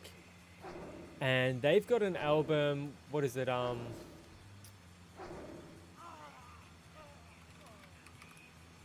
what is it? It's, yeah, Black Dawn, the album is Blood for Satan, I think. Let me Google it. I wanted to make a band called the Living Trumps instead of the Dead Kennedys and donate our earnings to charities that are completely opposite of our government BS over here. Blood for Satan, yeah. I mean, the production on that album is the best black metal production I've ever heard. It just, that first song, Pitbound, just sounds insane. I don't know if they're sketchy or not. So if that's something that will prevent you from listening to a band, I can't say for certain if they're sketchy or not. Because they like released one album in the 90s and then they were like they were on a hiatus till like the 2020s. So you might want to look into that if that's something that you... I'm all over the place with my black metal. My favorite black metal tune right now is that Blackened War Sand, like Panzerfaust. Panzerfaust are cool, named after the greatest Dark Throne album.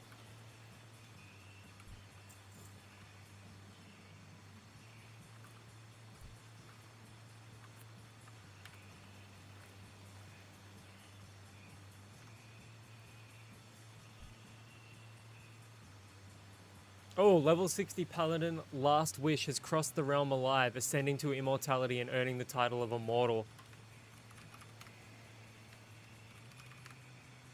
Batushka in the May, that was neat.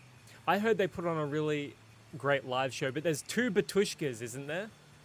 There's like the band Fragmented and they both have the same name. One of them came to Australia last year and I can't remember which one. I think it's the one with the girl in it.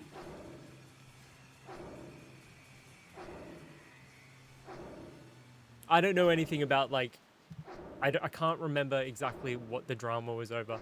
I think it might have been about the Russo-Ukrainian war.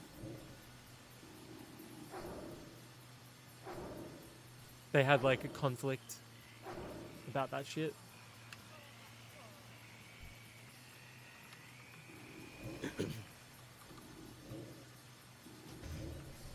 Ah, did they? What did they change their name to?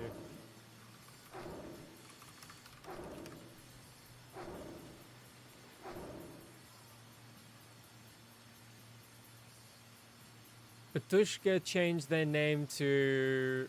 I'm gonna post it in the chat.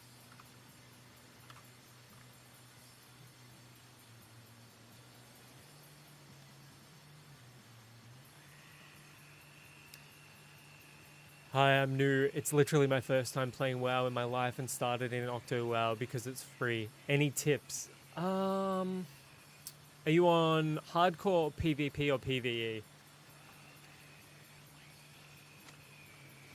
My tip would be take things slow, try out every class to see which one you prefer, and don't be afraid to ask for help because there are actual decent people here.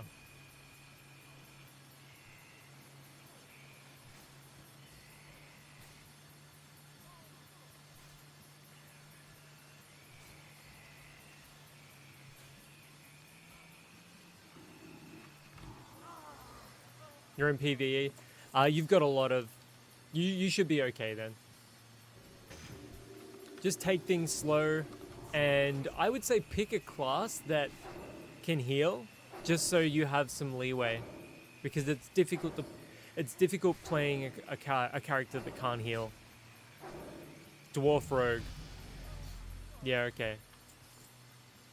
Yeah, I would say also invest in throwing weapons so you can pull mobs from range. I think that's a hack that not many new players actually invest in.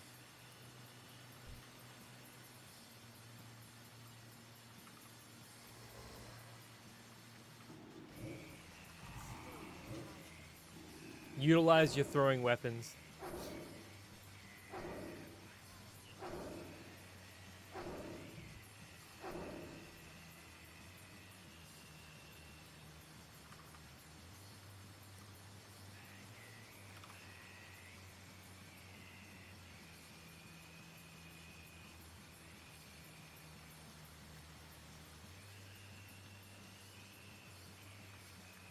Okay, I want to actually listen to this. This is Patriarch or whatever it is.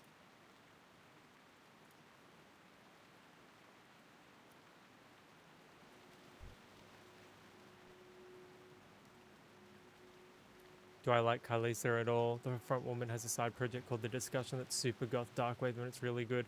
I haven't checked out The Discussion, but Kylisa are pretty decent. What was that first album that they had? It was like really popular. What was their first album called? They played at one of the sound waves I was at and I caught them live. Sorry, it wasn't their first album. It was Static Tensions.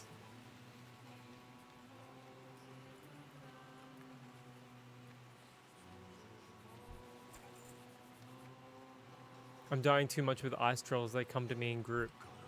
Yeah, man, I would say learn to, like, teach yourself to pull out of, like, certain areas. Yeah, Baroness are fucking insane. I saw them live as well. I really like Baroness. They really softened their sound, though.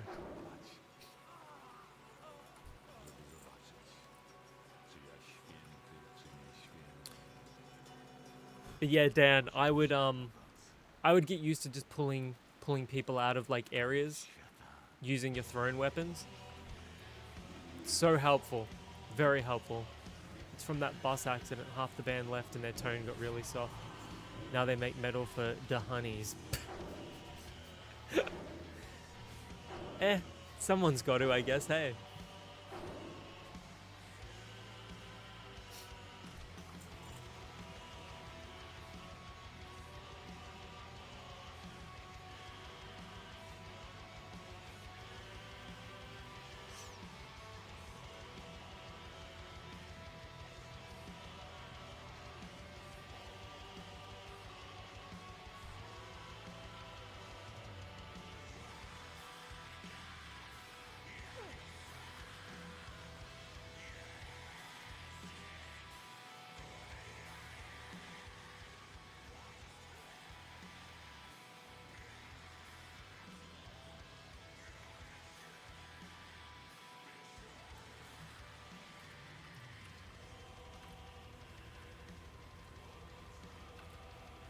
At least it's like real music though, like real metal. Like I know like Sleep Token is pretty popular with chicks. Man, I've listened to every album they made and I just find it really difficult to get into. And I like listen to pretty much every genre of music around. Like I was in jazz band in high school. I fucking love jazz, man. Like, I'm open to... I mean, I fucking love country. Like, country is the genre of music I listen to most, really. But I just fucking... I don't know. There's something about Sleep Token's sound. It just seems really gimmicky to me. And I'm not shitting on people that do enjoy it. Like, people should listen to whatever they want. But I think that their sound is such a gimmick. Zeal and Ardor are okay.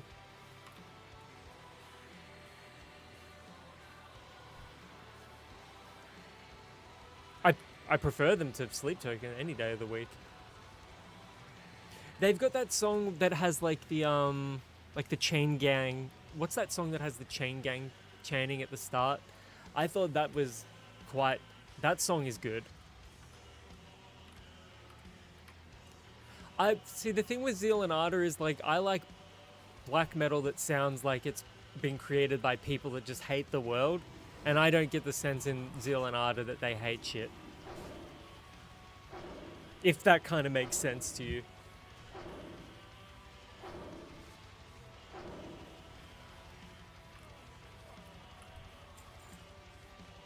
Yeah, it could be any of their songs then. But yeah, they're not a bad band at all. I definitely prefer them. They're vastly superior to Sleep Token and shit like that.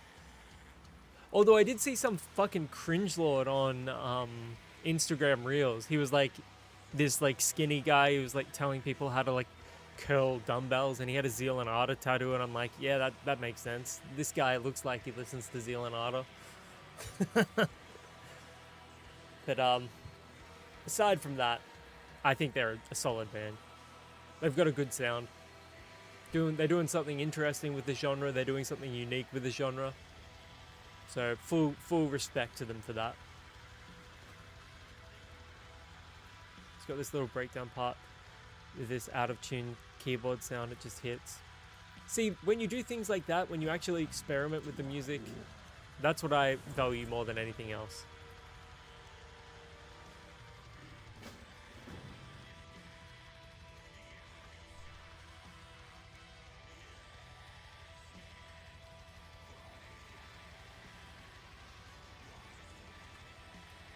Okay, is there an inn over here somewhere? I don't think there is.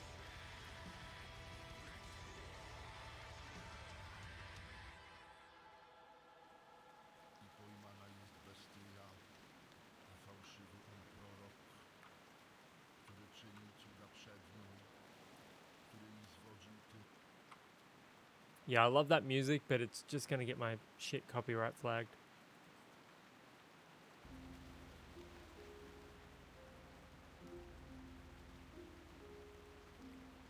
Holder.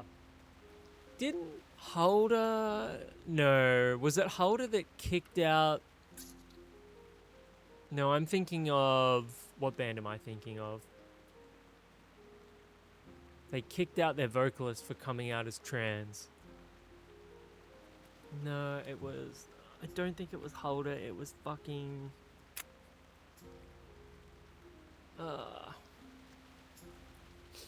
No, it was one... It was an American... Was it an American band? I think it was an American black metal band.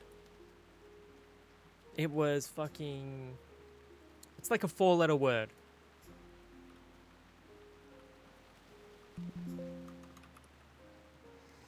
Absu. Absu.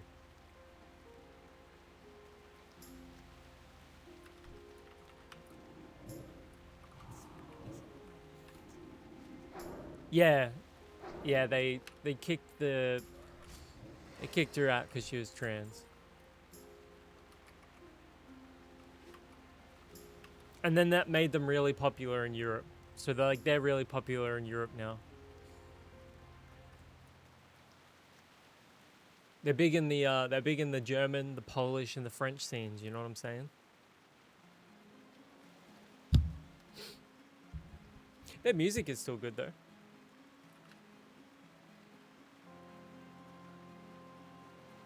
Hey man, nice Burzum shirt.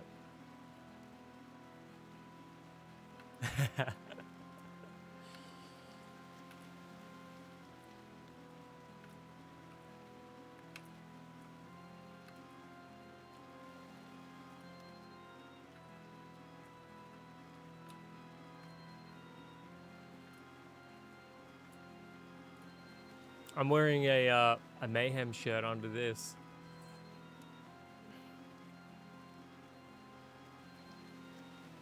Two bands of murderers.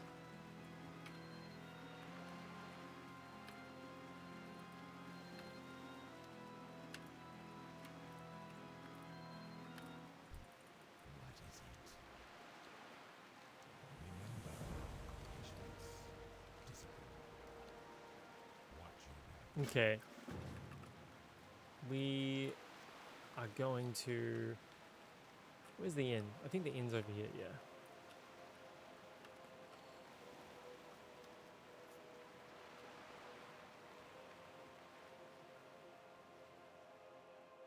When are you streaming next anyway, Riot?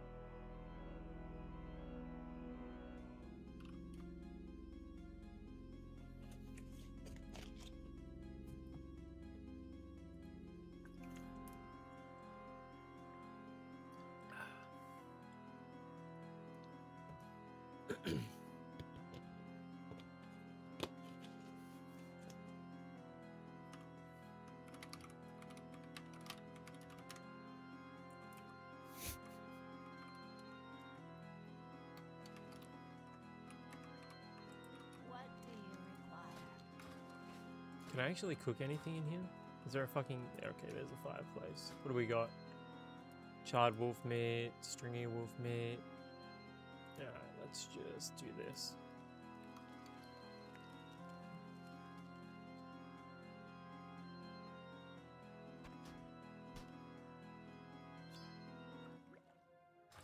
What is it?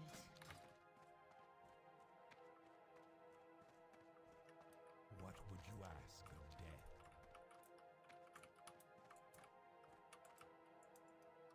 And you are.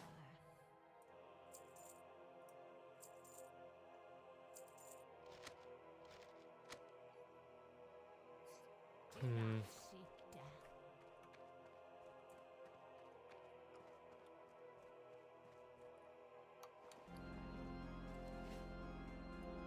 I would have thought I would have had some more food to cook, honestly. Like, surely that would have been something.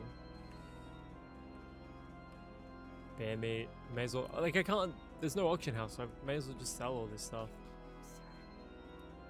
Hello.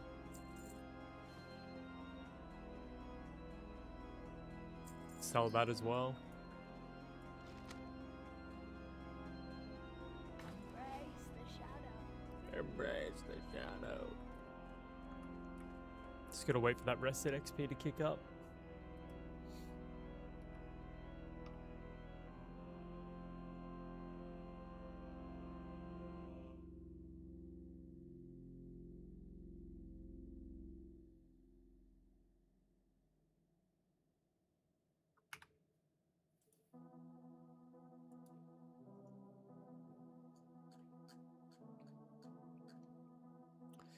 Yeah, Hella Ruin are playing in here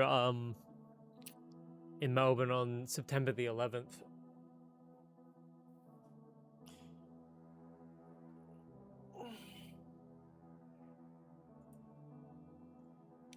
Tickets are only $55 as well. So I'm considering seeing them. And then Amorphous are playing, which I'm going to see them with a Jack. With Jack, Amorphous, Melbourne. When is that? September 23rd.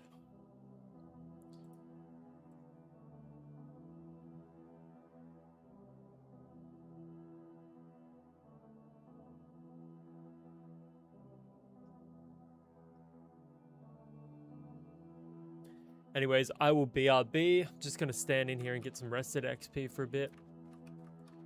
But I shouldn't be too long.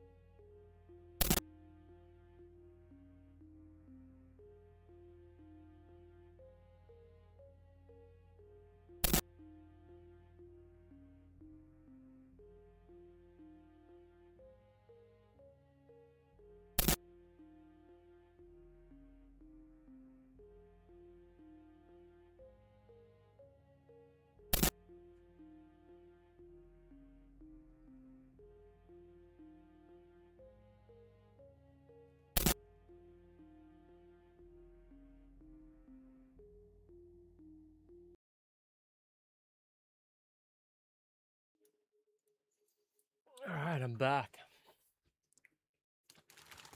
I got trying not to dox myself here. Got a package.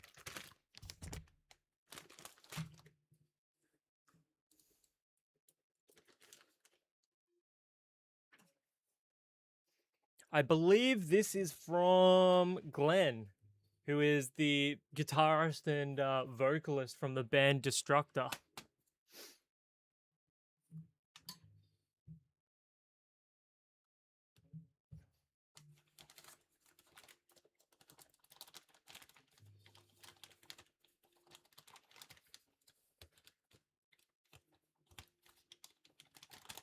I always thought I honestly thought they were based in Tasmania, but they're based in Victoria.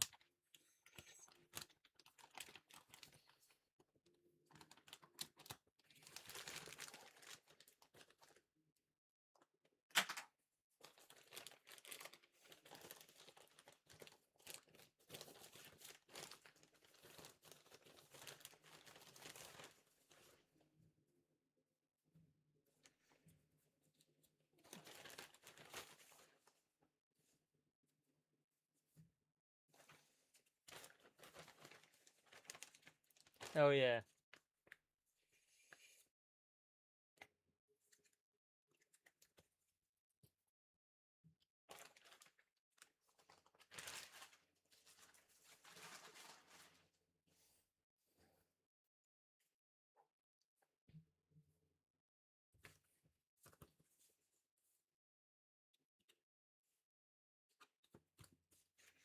Necrosonic, where's that at? Mansfield.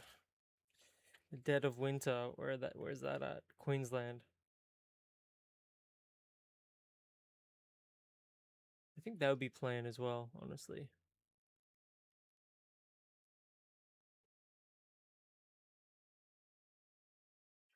Witch Grinder, Pizza Death, Astro Death.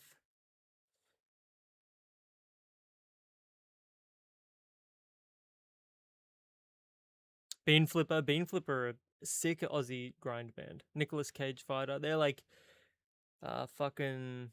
They're more like metalcore.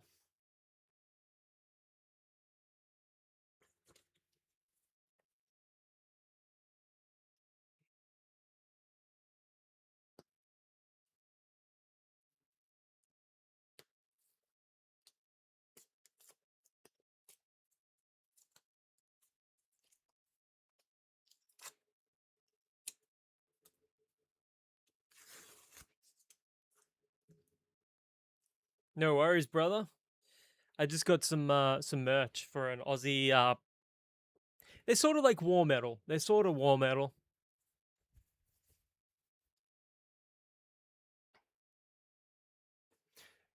They're called Destructor. Gotta rep the small Aussie bands. Dude's name is Glenn. He's real sick.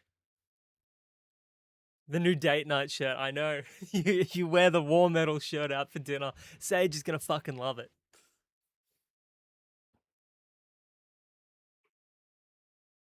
Absolutely, man. That's so fucking sick.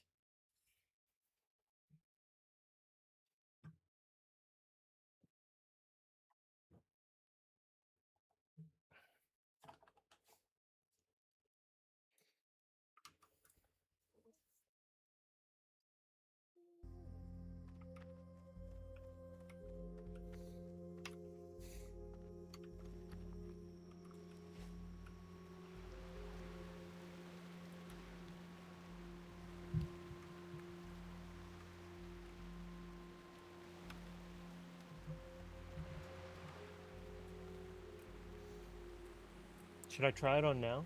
Show everyone? I don't know.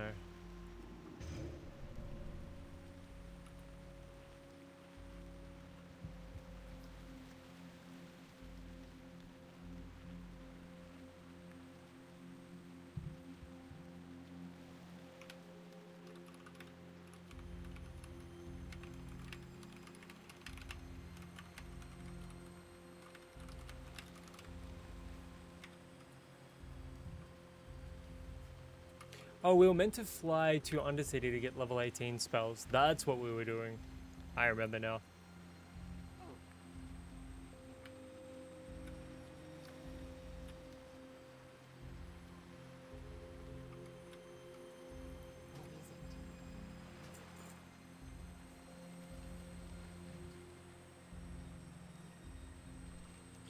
So Silverpine, and then we go to Hillsbred, Taryn Mill. That's gonna be rough, man. I don't really want to go there. I might go over Kalimdor Way.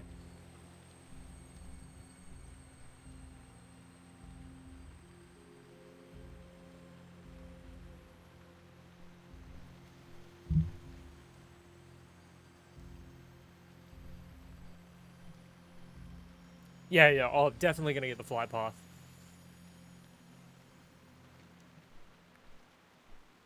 It's one of those things where I'd rather have it and not need it than need it and not have it. Sort of like a condom or a gun. A prophylactic.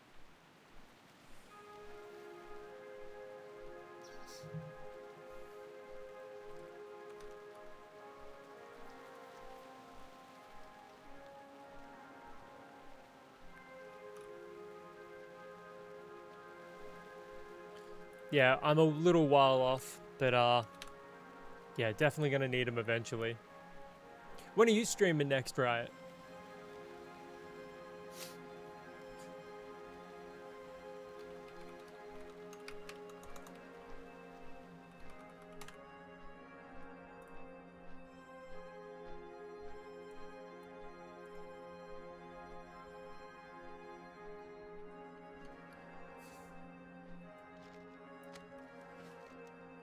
Got a few quests to hand in here as well. Free up some of those inventory slots. Might work on my tailoring while I'm here. Definitely on Thursday. I'd like to tomorrow, but not sure. Mate, feel free to post it in the The Demise's Deadbeats Discord. I got no problem with my mates posting their links in there, in the general or whatever.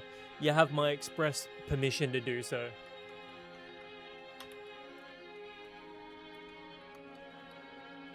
I got no issue. You know, it's a community, man. We're meant to help one another out. That's what it's all about.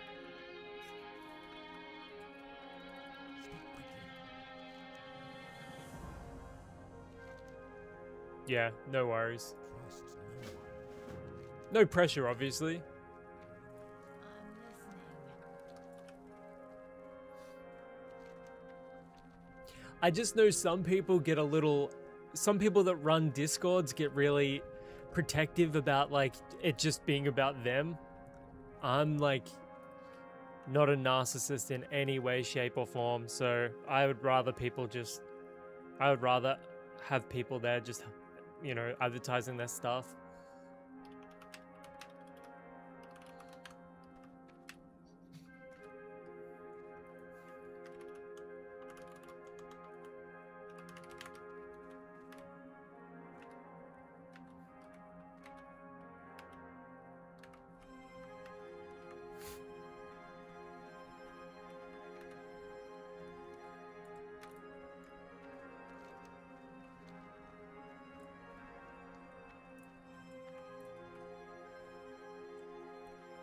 Fuck, competition? Not me, brother. I don't give a shit.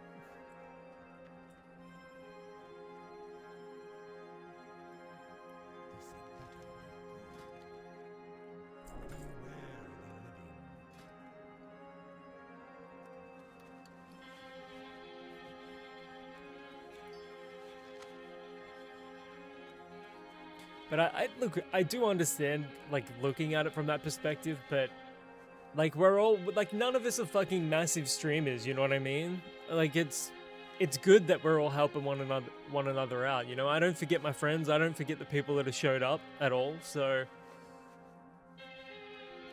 The world's embittered enough as it is, it doesn't need more people being hostile for no reason. Maybe we'll collab and create a basement black metal demo. Fuck, bro, I'm down. Anytime, I'm down.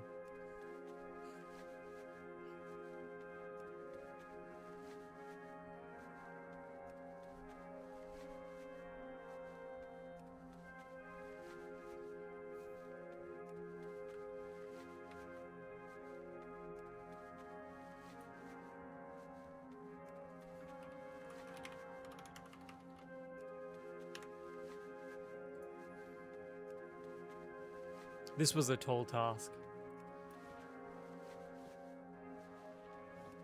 Okay, I'm gonna get rid of all of that stack and then I'm gonna stop making these bolts.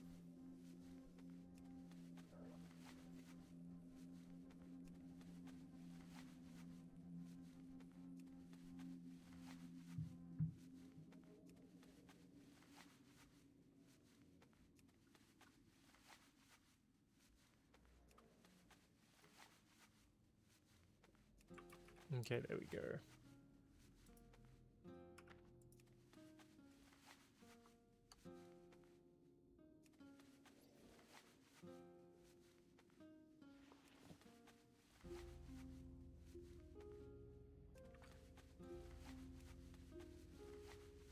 I got 2 spare linen cloth here that I can just get rid of, so I'm gonna do that.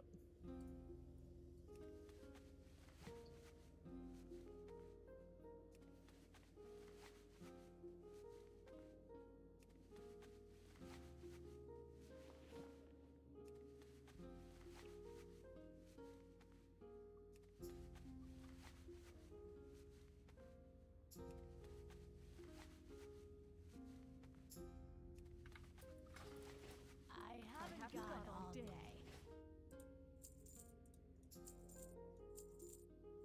Watch your back. I'm listening. Z-Back, welcome aboard, mate. Bye. Simple bands, okay. Is it about gravity? I respect it. I am Well, Camelot, it's on the other side of the planet. Goodbye. So how is it utilizing like classic or like the same map?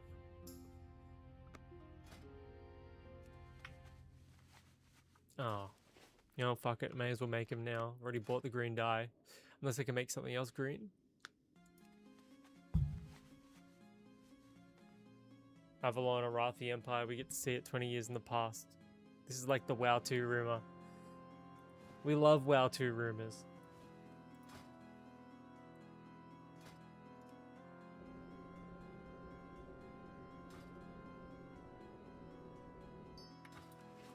What is it? Beware, our enemies abandon you. Zebek, then after TLT, The Last Titan, 20 years in the future, Lore of WoW, we get to see it 20 years later. There's also a missing 5th old god on Azeroth. Where did the Arathi Empire come from? Look, man, it's an interesting theory. Could have some legs. At this point, I just want to see Blizzard do something, anything with the fucking game. I want to see them do absolutely anything. Like, I'll accept anything at this point, brother.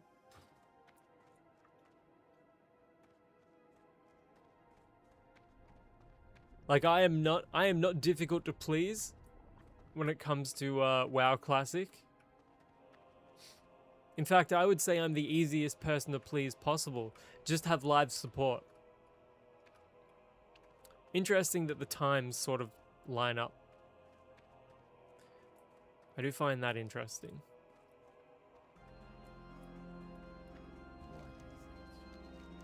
Chris Metzen wants to set up the next 20 years of Warcraft after the culmination of The Last Titan. Is there any speculation as to what the expansion name will be after The Last Titan? Because I know it was War Within, Midnight, then Last Titan.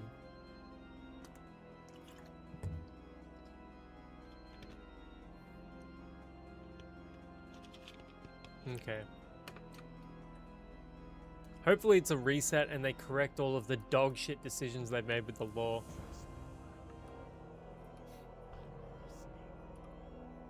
But we know that War Within was supposed to be killing Azeroth in patch 10.2.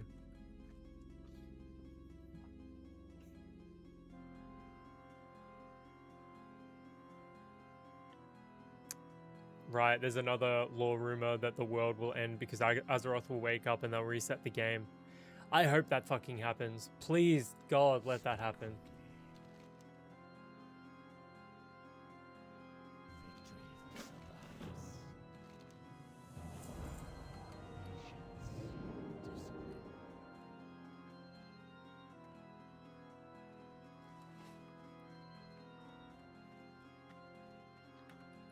Northrend leaked files show the entire map underwater. Huh.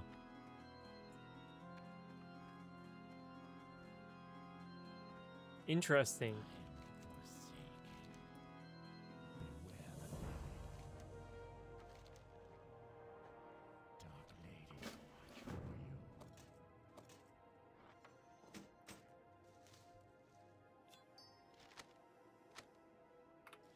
Once you introduce time as a plot device, you kind of ruin your fantasy world. Bronze Dragonflight doing their thing is one thing, but meh.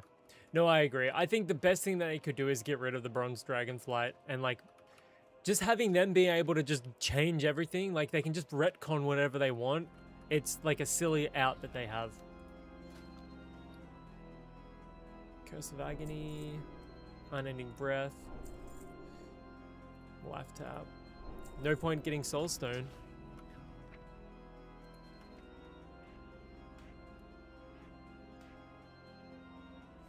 Unending Breath though, that's clutch.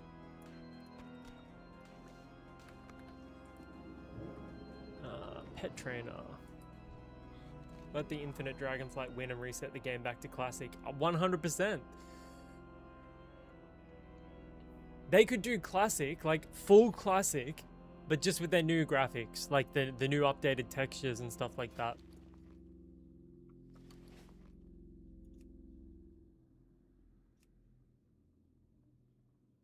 Sacrifice, consume shadows. Trust no one. It's like how Star Wars did prequels after the OG trilogy. They're going to write a prequel saga on the other side of the planet. That would be interesting. That is probably one of the more interesting theories. Yeah, I'll read the theory post on stream. Hell yeah.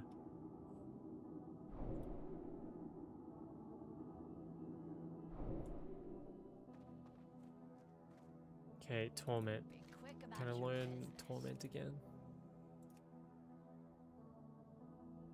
Level 20, okay. Baby, watch over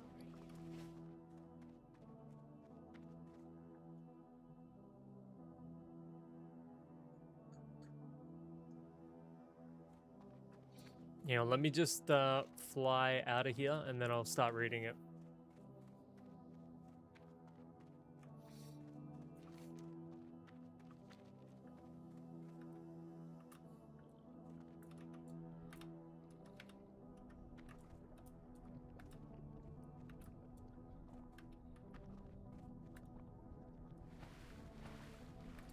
Yeah, I would say it's speculation, but sometimes there's no smoke without fire. That's not always true, but I think there's a big business in speculating about what's happening with WoW. And Zebek has his finger on the pulse. Big into the theory crafting of the Classic Plus. Here's the thing though, all of these theories are predicated upon Blizzard actually doing something with it, rather than the minimum possible effort, and I would say Blizzard have, over the last decade, displayed an absolute utter lack of putting any effort into what they're doing. So, I'm hopeful that Blizzard does something with it. I'm genuinely hopeful. But, you know, it's just hopium, man. I just really... I don't know, man. Maybe they've been building Camelot over the last decade. Hey, that could be the case, but if they've been building Camelot over the last decade, they would have been targeting private servers a decade ago. Classic Plus private servers a decade ago. They would have targeted Turtle WoW a long time ago instead of just 6 months ago.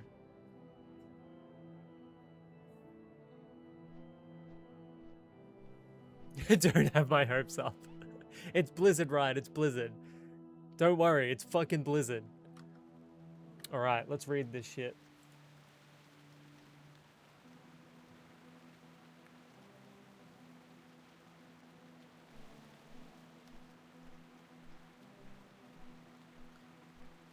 I have no idea what Classic Plus will ultimately look like, or even if it's truly on the table in the way the community speculates. In any case, I am excited for a BlizzCon announcement. I'm not here to blatantly fabricate fake leaks or use a burner account. In fact, I made an account here on MMO Champion just to share my constructive thoughts. This post is just born out of a love for the game and some wild speculation about the future of World of Warcraft using an out-of-the-box concept. Keep an open mind and let's have fun exploring this theory together. Yeah, I still play Diablo 2 as well. I've been meaning to stream a hardcore run, but my WoW stuff has gotten in the way. The proposal. Project Camelot will introduce the next 20 years of Warcraft before the World Soul saga concludes. The Warcraft team will introduce it via a brand new classic experience, recapturing that special 2004 to 2008 design spark while simultaneously laying down the world building for the franchise's long-term future. At BlizzCon 2023, Chris Metzen stated that the World Soul saga is the culmination of the first 20 years of World of Warcraft storytelling, while providing the narrative foundation that will vector us into the next 20 years of adventure.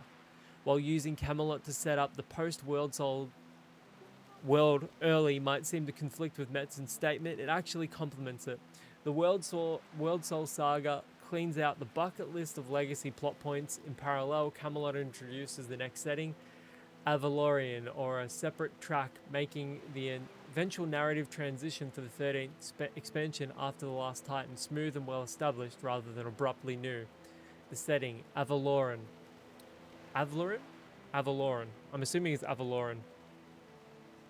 So cliche. Bring on the reset. I'm hoping for a reset at this point because I fucking think the lore is dog shit nowadays. Camelot takes place entirely on the unknown continent across the Storming Sea. This landmass is referenced in current lore as the location where heretical Titan Watchers escaped Odin's wrath, the seat of the modern Arathi Empire was established, the Green Dragon Erenthria, Erenthria, dared to explore and vanished. Captain Night Squall discovered unfathomable riches.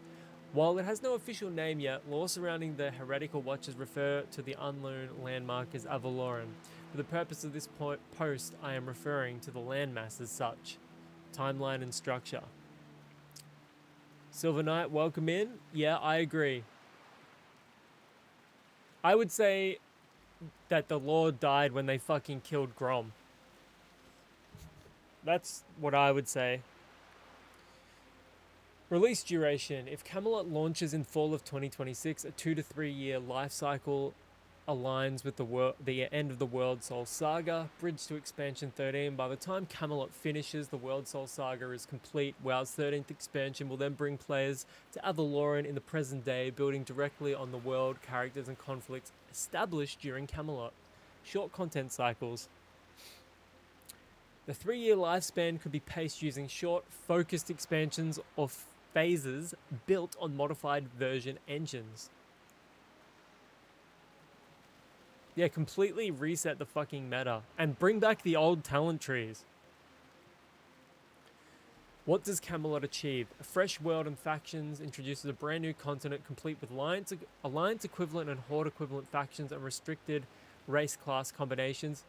Thank you. They need to like strip back everything feeling like everything else. Long-term character investment. Characters encountered in Camelot as younger figures return in the modern 13th expansion as established faces, avoiding sudden lore shock. Bring back fucking Arthas. Yeah, Garrosh, sorry, not Grom. Grom, I think Grom Hellscream died in fucking... Didn't Grom die in Warcraft 3? I meant Garrosh, sorry. I'm like, my brain is split right now. Unresolved regional conflicts establishes long-term political and narrative conflicts that are only temporarily resolved during Camelot, leaving larger payoffs for the modern game later. Development efficiency. Reusing classic asset pipelines and zone boundaries saves art and budget resources. When Avaloran is later revisited in Expansion 13 and onward, it can be fully revitalized in modern graphics, similar to Eversong Woods in Midnight. Grom got clapped by Manaroth. Yeah. That's true. And then you kill Manaroth in fucking... You kill Manaroth in Burning Crusade, don't you? Where are we at? A true blind classic launch. No questing add-ons work, no optimized leveling guides, and no pre-existing meta. It forces true exploration and community discovery. Once again, something Blizzard has longed for recapturing. 100%. This right here is the best possible scenario. That right there is the best possible idea we could have. Now, let me just make that bigger.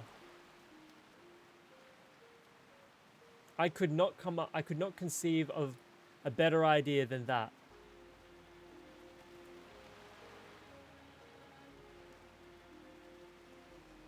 Yeah, I don't remember either. Maybe you killed Manaroth in Warcraft 3, Frozen Throne, maybe. I don't know. I'm a little rusty on the lore. But that right there, the true blind classic launch, no meta, complete talent resets and all of that. Fuck. Facts and evidence. 1. Project Camelot leaks and data mining. August 2025 leak. We've already spoken about that before, but feel free to read it. It's just here. June 16 data mining. Avalorian lore. Alderman book. Details Prime Designate Odin sending 3 failed expeditions across the sea to pursue heretics in Avaloran who defied the Keepers, the Arathi Empire. Humans from Arathor and High Elves from Quel'Thalas migrated across the sea to found a new empire, referring to the Eastern Kingdoms as the Old World. That would be cool. In-game dialogue confirms the Empire conquered a continent, quashed regional uprisings, and deals with threats both within and outside its borders. No, it's not classic style at all, but the classes are brand new, and there are so many of them, you can't metascope them yourself, so everyone is just asking everyone else how their spec feels. It creates genuine conversation, and not even all of it's toxic. That's what I love about it. That's what the game needs. That's why I love Octo. It's not min-maxed to oblivion yet. In-game dialogue. No, we've read that. The Storming Sea Lore, the tragedy of Erenthira. Green Dragon flew west across the storming sea against Tyr's warnings and never returned. Titan lore frames it as a cautionary tale, but it likely served to hide the heretical watchers. Return of the Night Squall. Pirate Captain Night Squall sailed into the storming seas, survived and returned with vast wealth. He is now amassing a massive pirate fleet. Wild speculation, how Camelot plays out. No public beta, internal testing under NDA to protect the discovery factor, which has already taken place. So that's a point in favor of that evidence, that particular piece of evidence. Scale, a massive 20 zone continent at launch, expanding over 2 years with expansion / phase content. So, Classic Plus won't even be on Azeroth then. It's an entirely new game experience. 2 factions, the Arathi Empire, Alliance equivalent. Zealots devoted to the Sacred Flame, strict access to Paladin Priest. And Nature Spirit Alliance Horde equivalent. Free people collective with East Asian inspired aesthetics allied against the Arathi's expansionism. Strict access to Shaman and Druid. Ooh, will that happen? I don't know about that. Leveling and some notable gameplay improvements. Level 1 to 60 with balanced quest XP, better gearing milestones, and ground mounts available at level 20 with upgrades at 40 and 60. Interesting. Narrative arc across patch errors. Local faction warfare between the Arathi and the Nature Coalition ends with the Empire's Hallowfall expedition setting sail and the discovery of an hibernating Erentheria by Erentheria. I'm still unsure how to pronounce it. It's a fantasy name, so it doesn't really matter. By the Coalition. Legion invasion. Night Squall arrives to plunder and assist. When Sargeras stabs Silithus, the giant crystal in Avaloran, similar to Baladar goes dark, nurturing a buried old god of nature beneath. And then the old god breaks free. The Arathi launch a crusade of light while the nature faction seeks to restore balance. The old god is pushed back but not defeated, directly setting up the post-World Soul Saga conflict for the live game. And then he's listed all of these interesting little bits and pieces. Honestly, first comment, holy mother of AI bullshit. You know, and that's the problem though. Everyone sees this stuff and just goes immediately it's AI. I think it's a cop-out to just say everything, every single thing is AI. You know, the entire point of Classic, with or without the plus, is there are no extra made-up continents beyond what we had during Warcraft 3 and Vanilla WoW. This is not an AI concept. I thought of it myself. However, I did use Gemini to help format my messy notes. The concept of Classic Plus will always remain a subjective opinion. I do think your opinion that it must be set in the vanilla setting is still valid. I was kind of more leaning towards that. But, yeah. This post was just some wild speculation. At least I'm honest rather than a fake leaker. Yeah, that's true. He said, he prefaced it with a speculation. So, interesting. I find it interesting. Cheers for sharing it, mate. I appreciate it.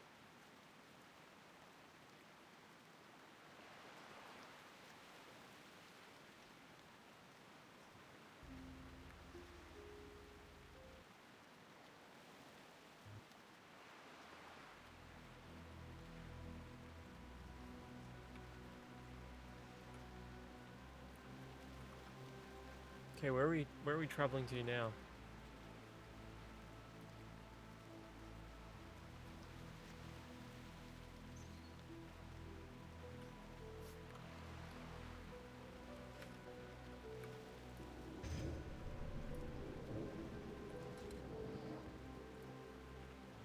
I don't know. What does everyone think?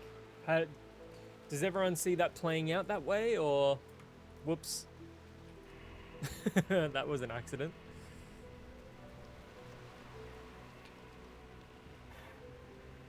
I certainly find it a interesting theory. Certainly not the worst I've ever heard. It's among the better theories I've heard.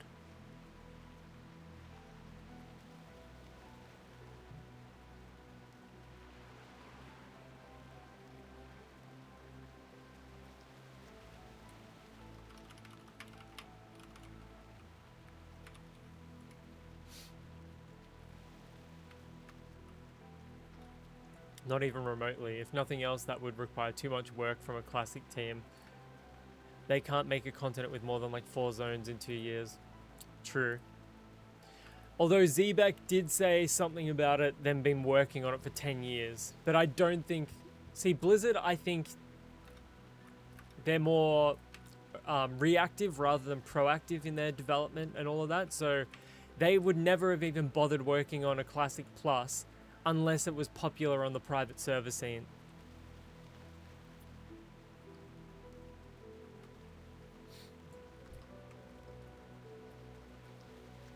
Okay, where are we even traveling to now? Okay, we're gonna kill the Necromancer. Right, no way they were working on it for 10 years. 10 years ago, Classic wasn't even thought of. Yeah, they didn't... So I was playing on Astralis because I really wanted Classic. And Blizzard... Remember when Blizzard came out and said players don't want Classic? You remember that? Remember when the literal lead developers came out on stage at BlizzCon and said, you think you want Classic, but you don't.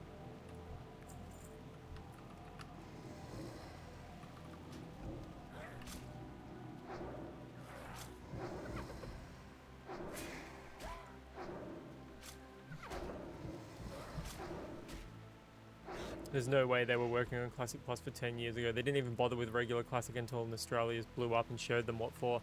I know, I was there. I was there. I lost my 60 Warlock. The money convinced Activision. Oh, there is no shot that they would be doing any of this unless they were pretty much guaranteed to make some significant sum of money from it. I hope, like, a lot of that speculation that I was just reading sounds fantastic. It sounds great, but that's why I don't think Blizzard are really... I think we're giving Blizzard a little too much credit here. Like, I want Classic Plus to be the experience everyone dreams of, but you know, and I've told Zebek this before, but I don't believe Blizzard has what it takes to even do a half of what the OctoWoW team did. No worries, Z. Like, I hope I'm wrong. I fucking hope I'm dead wrong and Blizzard come out of the gate with an amazing experience. I completely agree, Riot. It's the experience the community wants, but it might not be the game we get. I can promise you if Blizzard put 10 years of work into it, it would 100% be behind a separate paywall. There is no world in which Blizzard doesn't monetize the fuck out of that experience. If we do this phase BS again, I'm so over it. Yeah, like with Season of Discovery and all of that. It was fun while it lasted, but they just didn't do enough. Season of Discovery was absolute minimum effort shit. And I enjoyed the first 2 phases.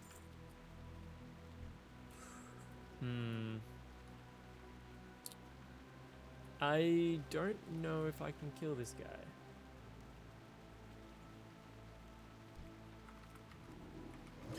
Fuck.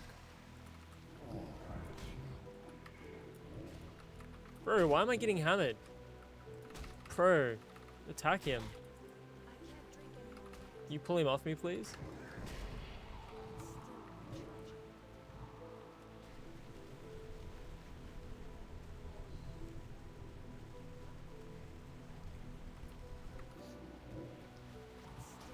I enjoyed the added quests in the first 2 phases, were genuinely great, but the added spells were just retail spells thrown in. I know, they didn't do enough. Season of Discovery was an interesting idea, but they clearly got bored of midway through, 100%, though the raid looked awesome. I wasn't subbed at the time. Yeah, the Scarlet Enclave zone was pretty cool. I must admit that was the only thing that seemed like they put any effort into, but they 100% transposed the torchlight aspect from that delve in War Within. They just transposed that over onto our Season of Discovery. That place is dangerous, man.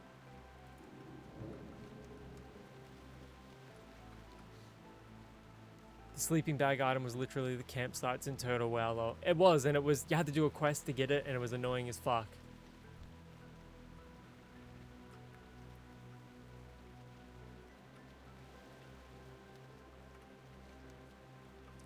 Like I was saying, Season of Discovery did not offer 1/10 of what OctoWoW did, so why would you want to resub to play that? But again, admittedly, the Scarlet Enclave zone was actually cool.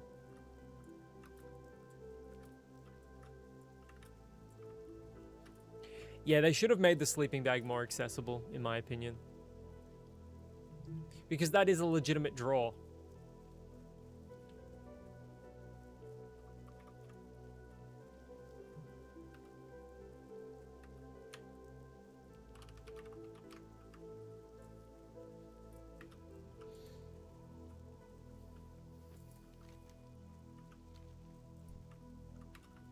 I'm out of range. That spell isn't We know Sod was an experiment for something, and that something was Classic Plus. Look, hopefully they learned something from that experience. Hopefully the team that was working on Season of Discovery took the community criticism to heart and really decided, okay, we've heard what the players don't want, we've seen what the players do want.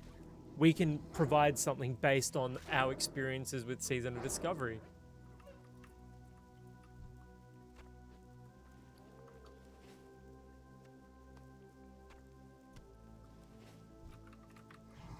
But maybe that's just wishful thinking. Maybe Blizzard don't actually care what players want and they just want to put in the minimum amount of effort to maximize their profits. Because that is a distinct possibility as well.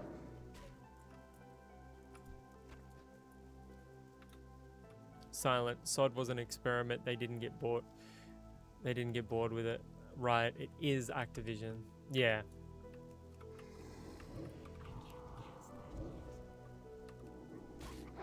So who is in here? Is anyone in here actually? Chat history, I don't know how long Silver Knight sent that. No, fair enough. It's all pretty recent. Storn, okay. Who is Storn? Gotta kill this Storn figure. Skidify, is this on the hardcore server? It sure is.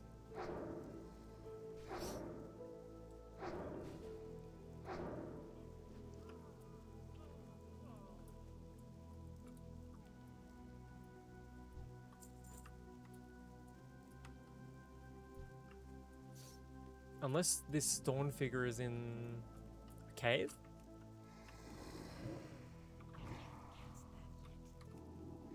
I mean, that's always a possibility. That's still recharging.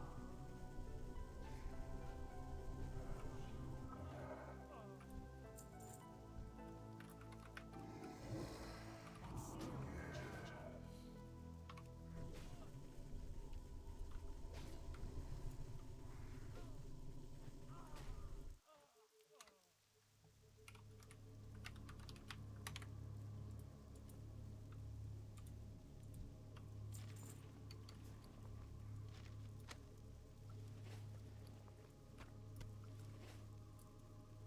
He must be in a cave. I don't know, I've never done this quest before. Yeah, thought so.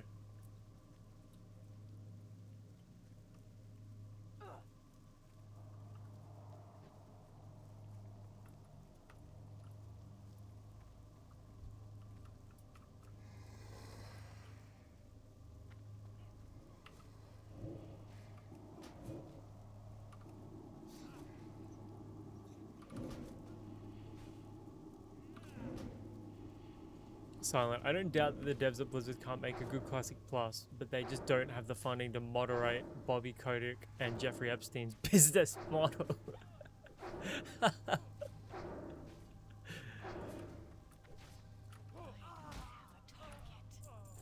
Is there any confirmation that our old mate, you know, that our Palm Beach Pete played WoW? Did he play WoW at all? Has there ever been any confirmation that he played WoW? Because I know he played Fortnite.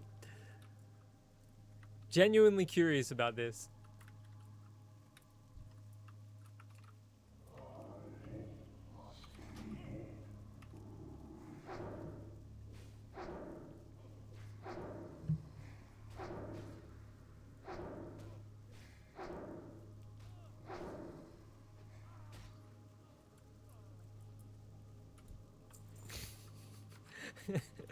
Palm Beach Pete. What class do you reckon old Palm Beach Pete would have played?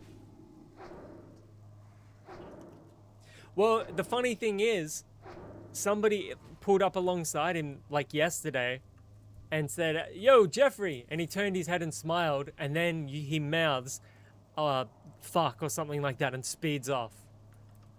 So, I don't know, man. Pretty sus. Druid. I'm out of range. I guess, yeah, because they changed forms, and he was like a lizard or something. Shapeshift back into his lizard form, his reptilian form.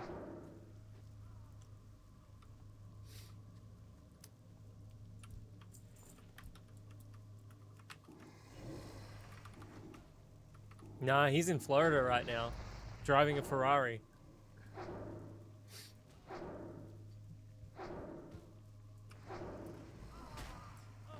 Although, I'm pretty sure Warlock Drain Soul seems familiar to him. Not the Warlock. I guess, yeah, Warlocks are kind of demonic, so it would make sense.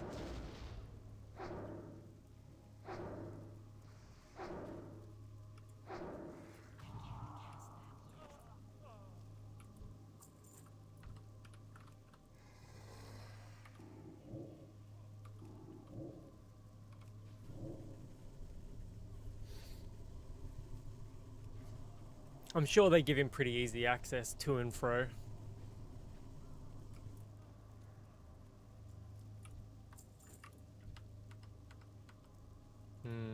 This is gonna potentially be dicey. I'm not entirely sure. That's still recharging.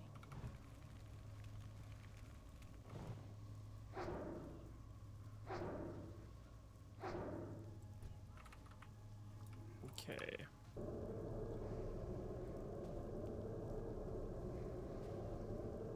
Epstein ain't nothing but a scumbag. Don't think he's some wise guy. That's still recharging.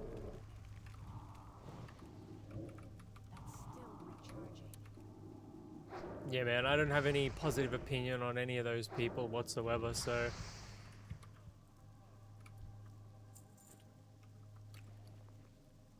Oh, what? Black Rogue Mask. That's dog shit. It's cloth. Let me use it. I'll never be able to equip that. You can never use that item. Wow. Thanks, game. You can never use that item. What happens if I just spam it a whole heap? No, it's not gonna work. I thought I could maybe cheese it.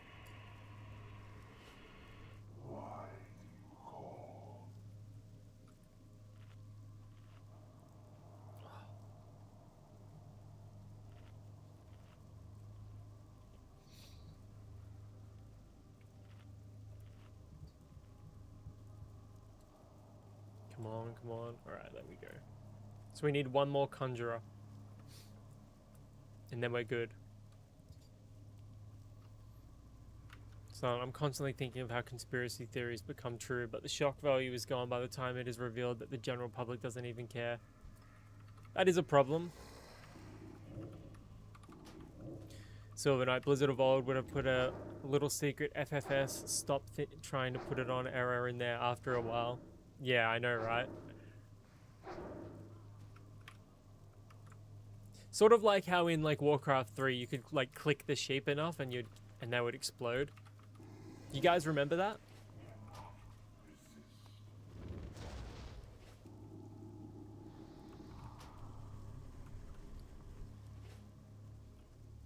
Oh shit. That's still recharging.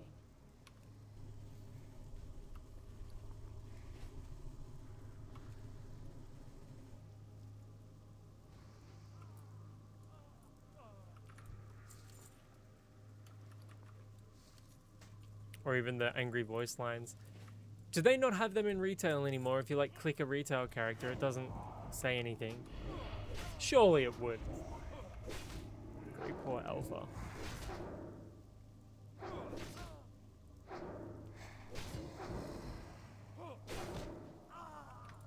Did you watch that one YouTuber who started playing Warcraft 3 blind earlier this year? I think it's G-Bay or something like that. I don't know if I have. Holy crap. I think we should be good. Yeah. I'm going to try and see if I can actually... If there is a rare spawn in here, though. They probably do, but I never checked any of the new zones. What's, What did this G-Bay guy... I think maybe Zebek might have linked his channel at some point. What did he, What did he think of the game, do you know?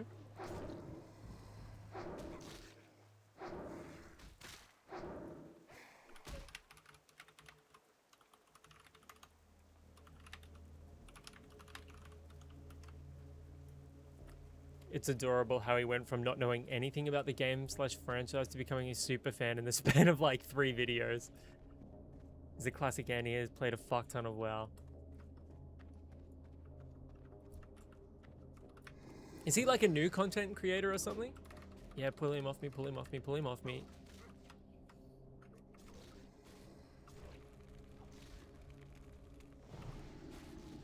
Or is he being on the grind for a while now? He started with retail WoW and was confused, then he tried Warcraft 3 and fell in love, and then he tried classic WoW. Which one does he prefer? He should like download the Dota mod for Warcraft 3 and play that. That's incredible.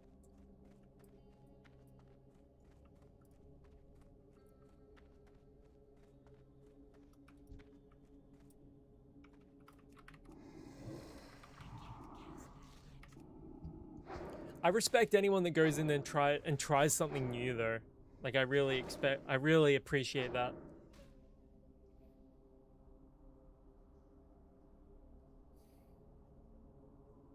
Oh, hell yeah.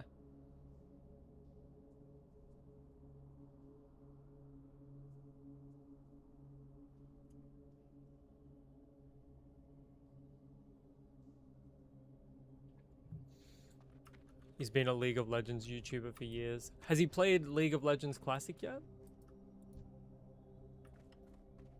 Where's this alpha at? Is he up here maybe? On that ledge?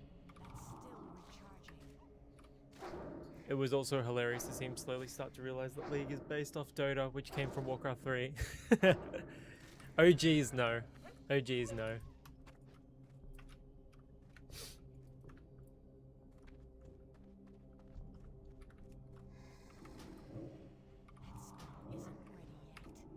It's kind of cool when people do that to themselves, like they start connecting the dots for things.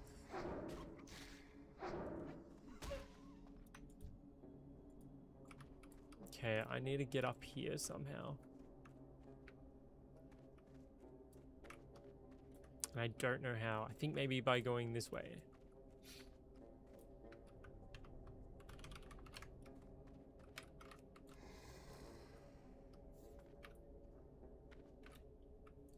I mean, this could just be a fruitless endeavor entirely. Like, we could be gaining nothing in here except a little XP.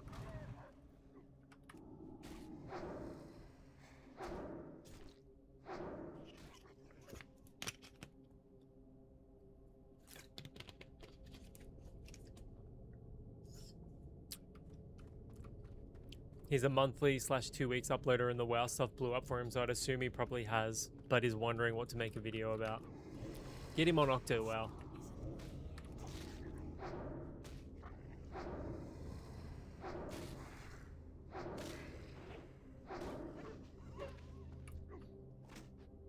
Hell yeah.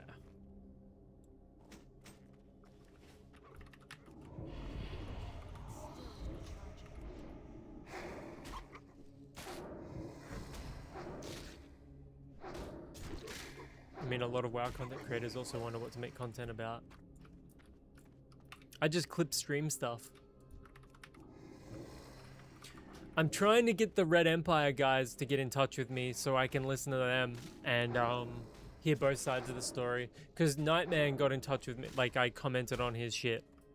Because when I watched his video, he only had 300 views on it. Okay. This could be tough. Okay, is everything up? Yep.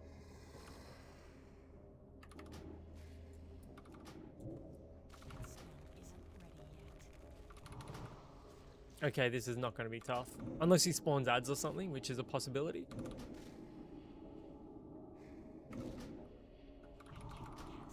I'm just going to smash it. Dude, I wish a non-WoW player made a video of their experience on private servers. I'm sure people have done it before. I'm sure like there's plenty. I'd be careful if you're going to interact with them since they dox for funsies. Yeah, that is true. But one of them did tell me to get in touch with them. So I think maybe they just want their side of the story presented in like an impartial way.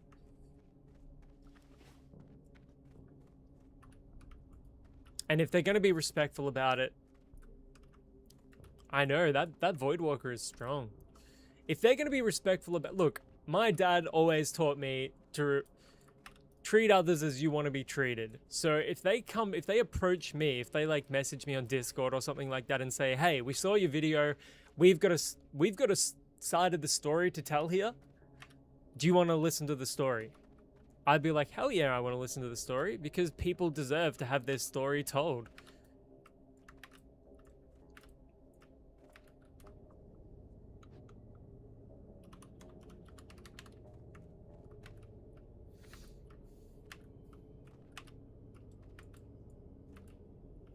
Even if they were throwing around N-bombs constantly, you know what I'm saying? Like, they're still the other side of this equation.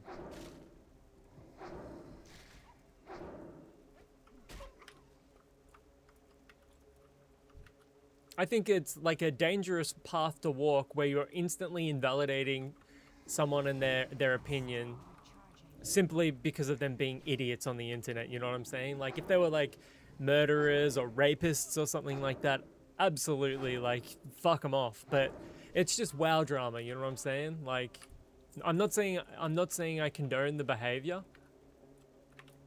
but they still collectively have a side of this story to present, and who knows what it's gonna be. Like, because I was seeing stuff about them, like Nightman throwing out threats, but like we were discussing before Riot, like I think the majority of those threats occurred after the people in the Red Empire already had threatened Nightman and his family. So I don't think they get to criticize someone for threatening them when they already threatened them first. So, but again, there is two sides to every story. And I'm a firm believer in that, and if people think that humans saying the N-word over the years comes close to the horror of humanity as a whole, they are out of touch. Look, man, I do agree with that. I'm not saying we should say anything like that. Obviously not. Please don't say shit like that. But, this is all just internet drama. So in the grand scheme of things, that's pretty small potatoes.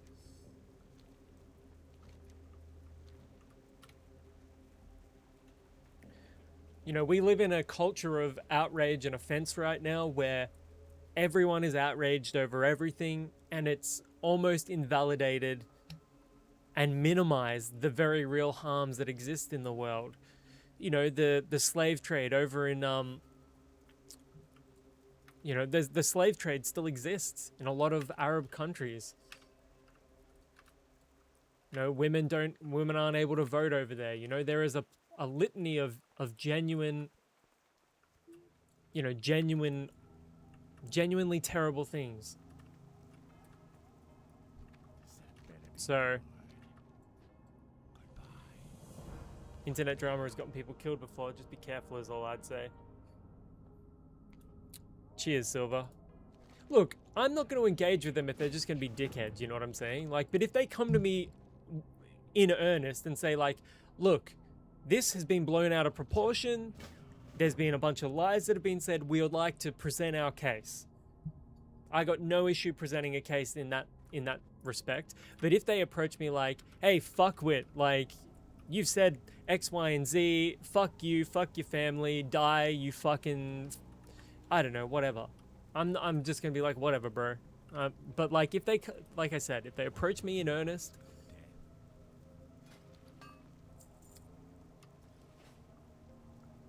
Yeah, I agree with you too, but no one is using that word to promote the negative history. They say it to be edgy because they are retarded. Yeah, man. What's that saying that was in that semi-pro movie with Will Ferrell? It's like ELE. Everyone love everyone. And I'll throw it up on screen.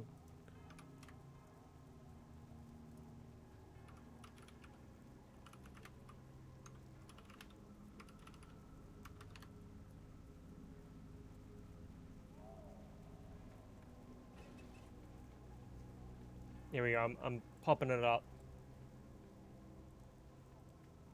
Hey, I got a ring up here too. Mine says love. Think about that. Everybody love everybody!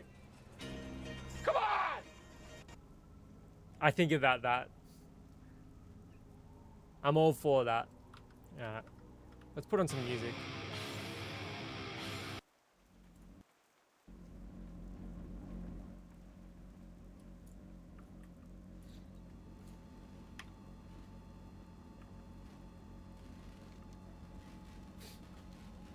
We're almost out of the zone as well.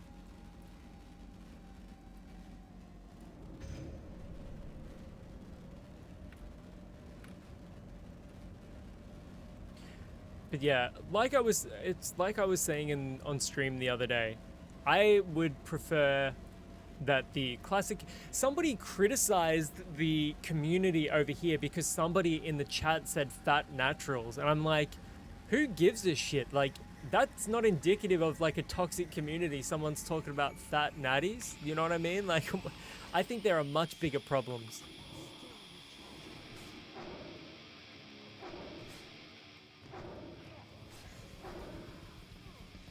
Funny thing, I just noticed the song in the background for that scene is the funkiest tune by a band called Average White Band. Pick up the pieces. Good spot. Good ear.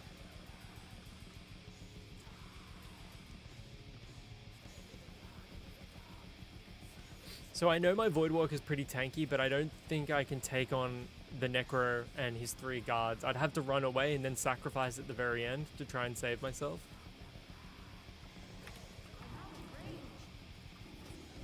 But yeah, somebody was trying to invalidate the entire community simply because somebody in the chat said fat naturals.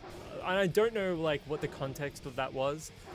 I'm just like, come on man, there are bigger problems in the world than the world chat talking about tits, you know what I mean? Like, we're fucking adults here.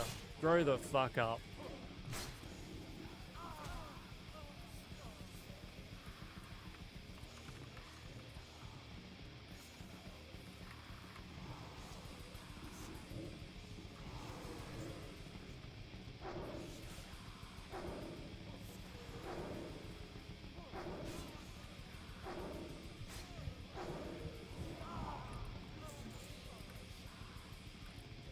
The T word. He said the T word.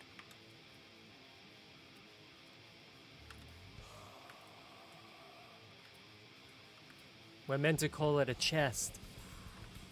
We've got to be inclusive. My lady, you have an excellent chest. Sorry, I misgendered you by calling you my lady. Chesticle.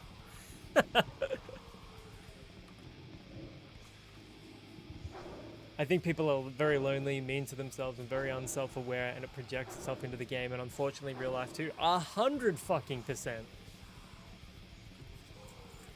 I think in a lot of cases, a lot of these things could be taken like as a joke, humorously, and then nobody would have an issue. It's just reading into things that shouldn't be read into, you know? Like in some cases, sure, but in every case, I don't know about that, man. This is a fucking video game with a world chat. People are going to abuse it. Pardon me. People are going to be dickheads in the world chat. It's just part of the fucking game.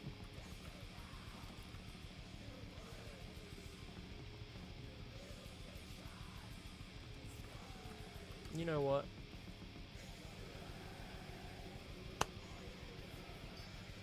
Nice.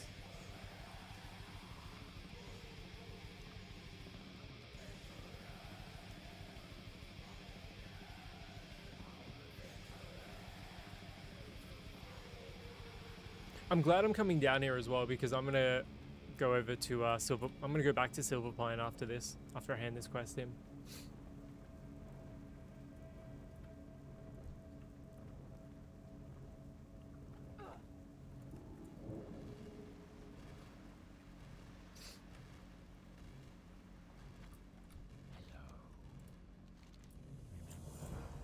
Decent chunk of XP. Oh, the Nightman video? If you click over on my, like you're on my YouTube channel right now, if you click on the videos section of my channel instead of the live tab, you can watch my coverage of it, and there is a link to Nightman's video in there, or you just Google Nightman, YouTube Nightman, and his should be the first video that'll pop up. Yeah, this looks fantastic. Is the music too loud? Let me know and I'll turn it down. I've got to make a coffee, but I really want a Monster instead. I try not to drink a Monster every single day, but I'm super tempted to drink a Monster right now, I'm not gonna lie.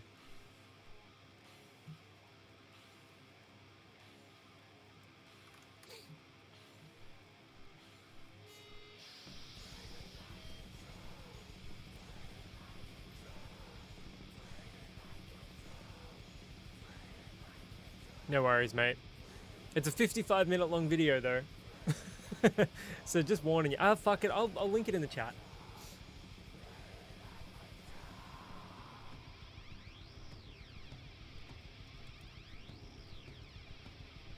Where is it?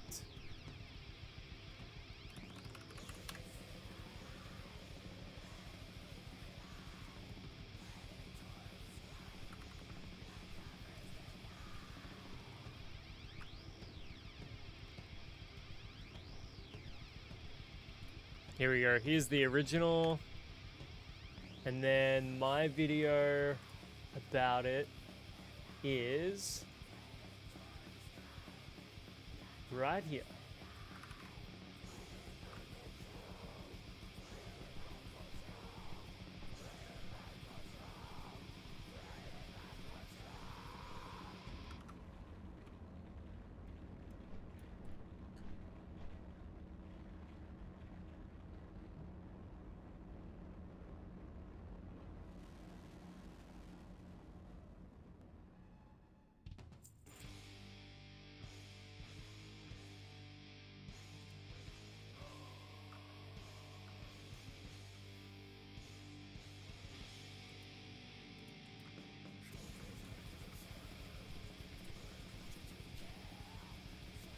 Nah, you're all good, bro. Take your time, take your time. Oh, fuck me, cunt. Oh.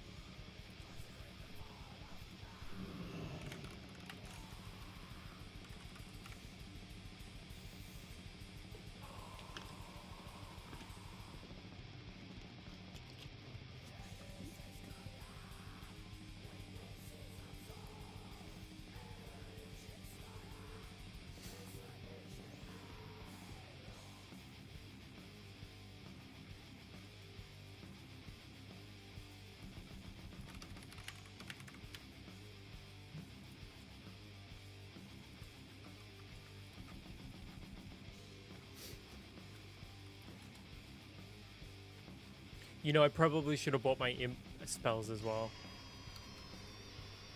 That's my bad.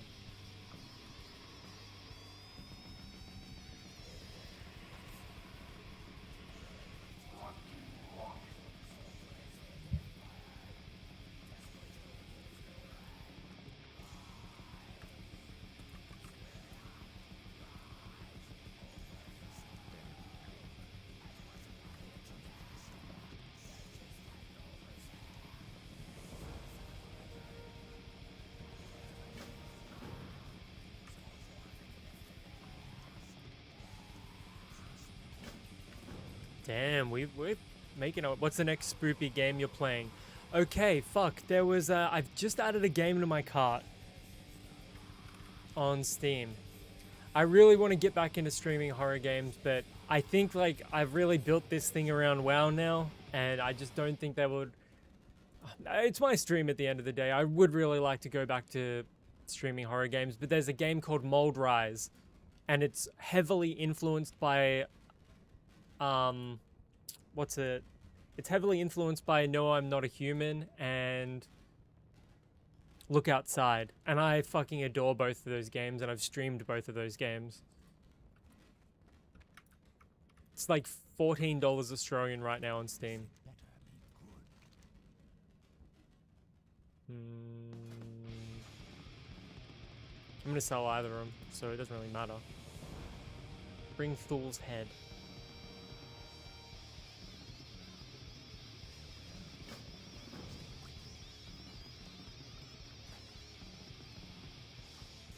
Dude, has that got ghosts on it? That looks sick. What about yourself, man? What are you playing next?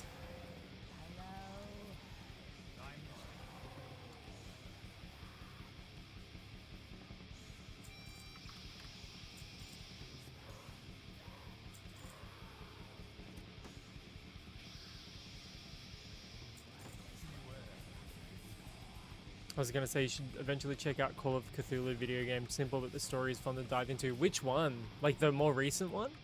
Or the older one?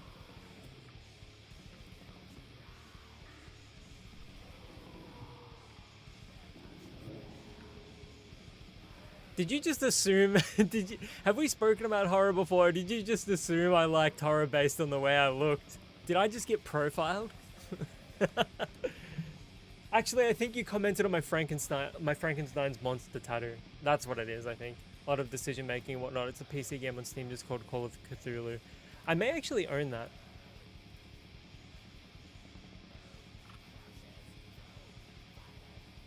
Yeah, I own that right now. I have that. I should reinstall it. I did have that installed.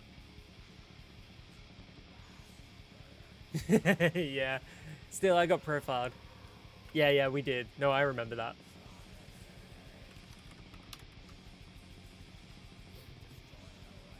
I got a zombie there. What else do I have? Ash from the Evil Dead. I got lots of horror shit. Reanimator. Jeffrey Combs, one of my all-time faves. Did you ever get into Return of the Living Dead?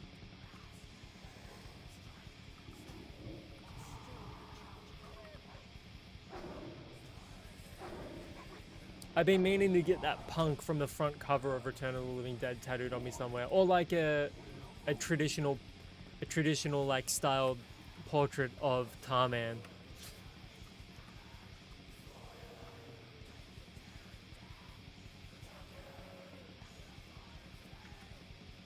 I'll tell you what isn't overrated, Return of the Living Dead 2.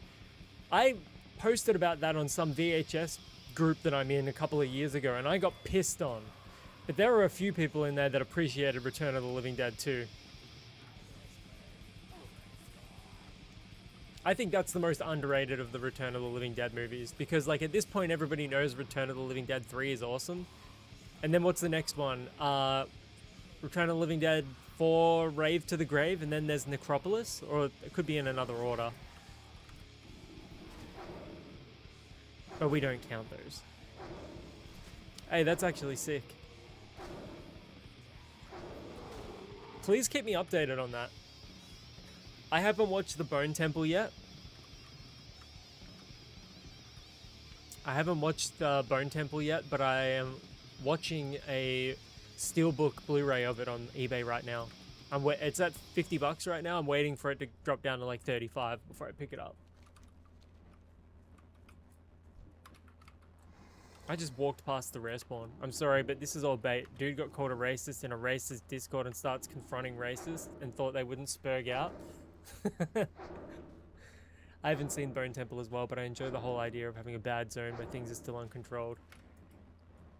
Did you like 28 Years Later?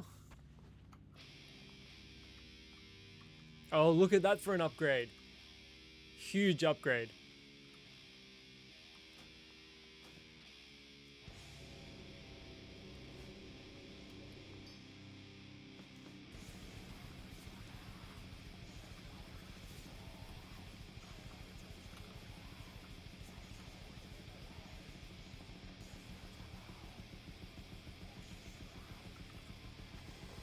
The Seahawks have never been good. I do remember that name. How could I forget that name? I did enjoy it a lot. I actually didn't mind the ending as much as people think it's off-putting. I thought the ending was fucking awesome because it was such a wildly different tone.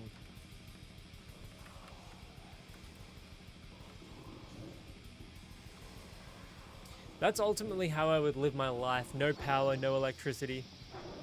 Nothing like that. Elf, man, IRL Blizzard lore is getting interesting. They should put some of it into the game. What are you referring to, brother? It's something we may have already spoken about on stream, actually.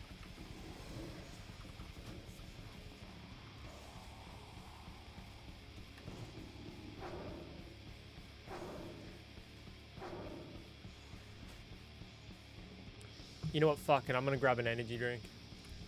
Fuck it. You only live once. I will be back in a second. I'm not gonna miss the chats. I think I'm gonna build a whole new computer. What are you gonna put in it? Drop your parts list.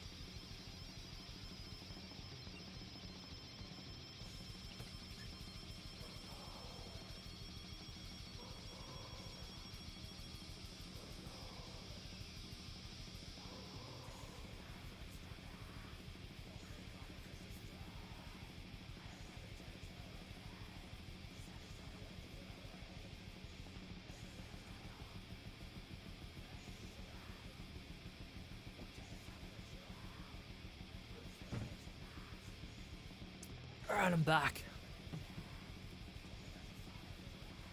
If anyone's drinking anything, drop it in the fucking chat, man. This is an ultraviolet monster.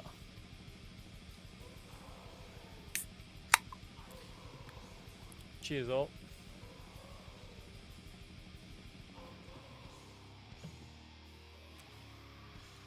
Elf, Nightman video about the Red Empire. In today's news about a GM simping for a female streamer and helping their team one-shot mobs in high-level Mythic Plus. I just saw something, I didn't click on the video, but I just saw something about the Mythic Plus drama. I didn't click it. Is that what that's about? Can you fill us in about this female streamer law, please? Does Australia get the red, white, and blue energy drinks for our Independence Day? Nah, we don't. I heard it's good though. Isn't it raspberry lemonade? Strawberry lemonade, maybe?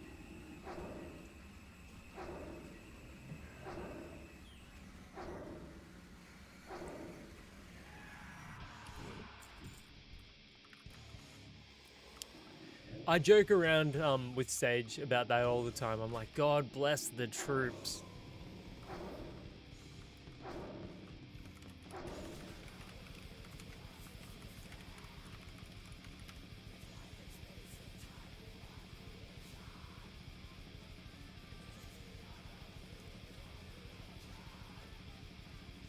Can't wait till mind wipe again.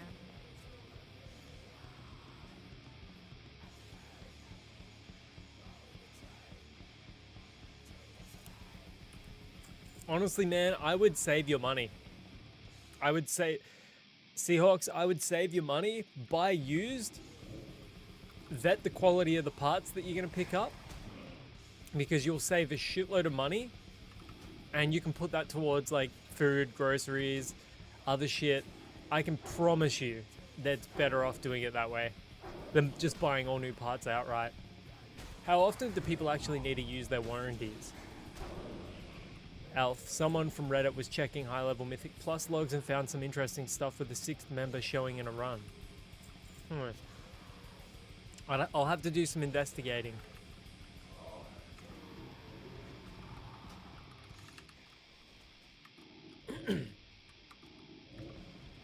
Ooh, this is going to be interesting. 3 of them.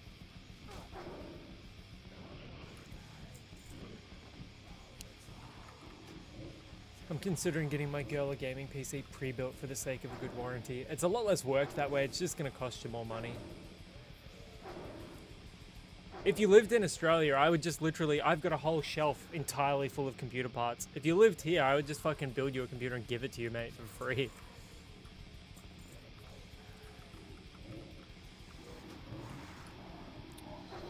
Silent. Oh damn, you're right, man. This shit gets crazy. I love how you can hear in the voices of these other guys how much of a loser they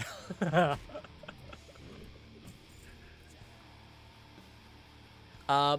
Facebook Marketplace. Craigslist as well. Let me transfer my job and get back to you. I'm trying to find an excuse to jump ship. All free gaming computer. I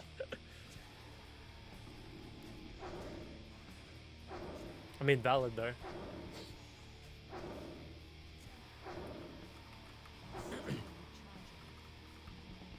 Dude, what the hell's going on?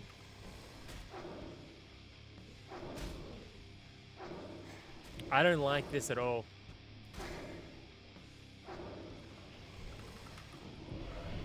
I had a manager I worked with at a retail store who moved to Australia and became a shark biologist. That's the fucking most Aussie job I've ever heard.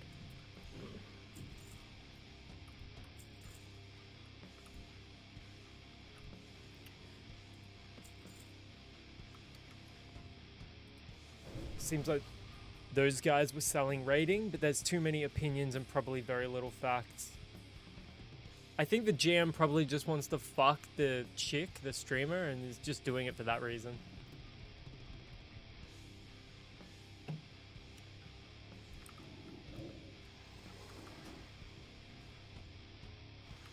No, get back over here, fool.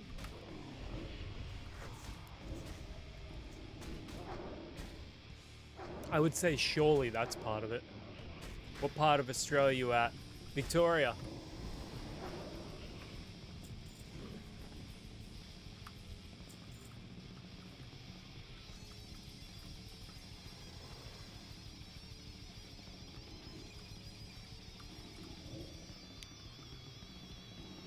It's the southernmost state in mainland of Australia. The most southern state is Tasmania, but that's like its own separate island. It used to be connected via a land bridge, but not anymore.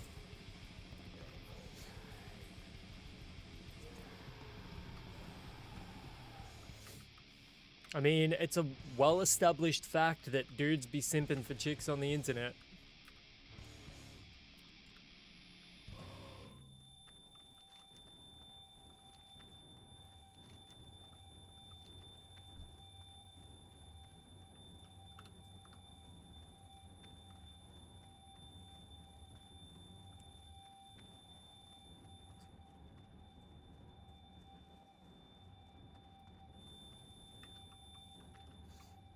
Stream WoW from a dingo hole. They would really appreciate that. They would steal my child.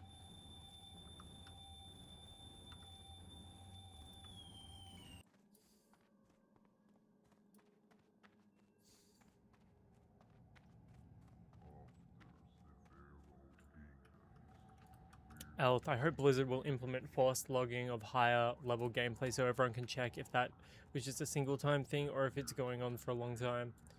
Blizzard need to do a lot of things, honestly. Seahawks, I want to visit Australia someday. What city is good for foreigners?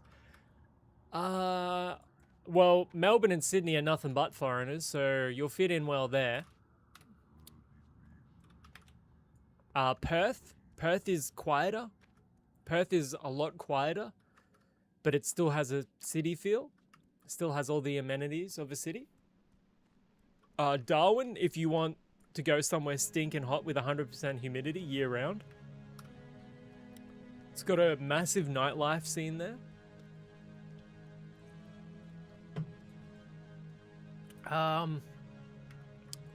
Adelaide is good.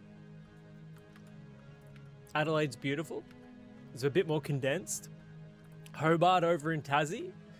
It's super quiet there. It's got a big art scene, so if you like your art, Tassie and fucking Hobart. Australia's got something for everyone. Brisbane's a good choice because it's kind of like a little bit like Melbourne, a little bit like Sydney, and a little bit like the more northern parts of Queensland. It's very humid where I'm from, so you'll fit in fine.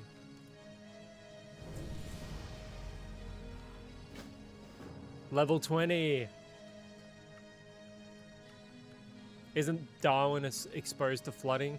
Well, Australia, like 95% of our country lives on the coast. So our coast is all exposed to flooding, technically. Made some huge gains tonight, dude. I know, thank you so much.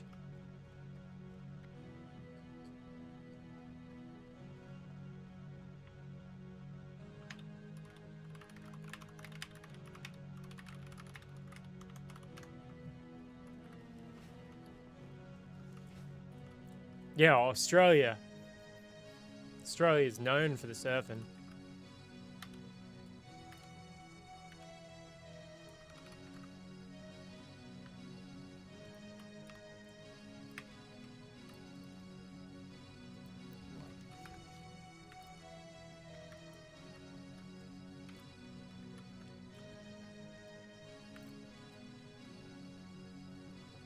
How's it going, Cheech? It's got a good ring to it, man. It's got a good ring to it for a nickname.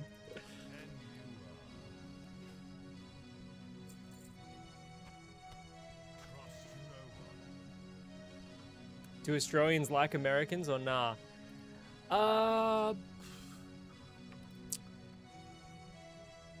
Do Australians like Americans? I would say yes. I would say yes. Aussies like Americans more than British do, that's for fucking sure. But some Aussies, like over here, we call Americans Yanks. Like the British are Poms, or English Brits are called Poms over here. And Americans get called Yanks, which is short for Yankee, obviously. But some Australians call Americans Seppos, because septic tank rhymes with Yank. So I've never been one to use that nickname because I like Americans and I like America. I think your government's fucked, but so is our government. Aussies can't talk about having a fucked government, that's for sure. So, I hit level 20. Do I get Curse of Exhaustion or not? Because when I think of Curse of Exhaustion, I'm thinking that's more for PvP. But I am in hardcore and I am going to need to run away at some point. So, is this going to be worth picking up or should I just pump points into improved Curse of Agony?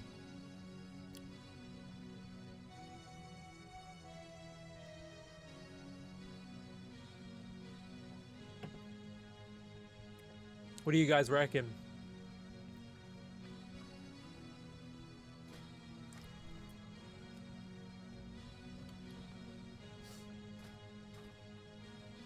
I'd say take it, it's super useful, yeah.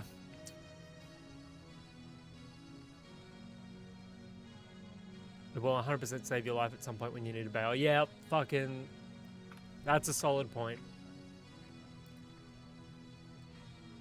I'm actually going to put it ahead there. I'm going to need to smash that in.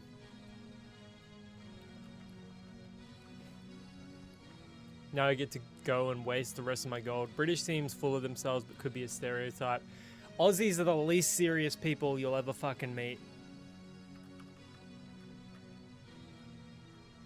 The infamous 97 McDonald's incident.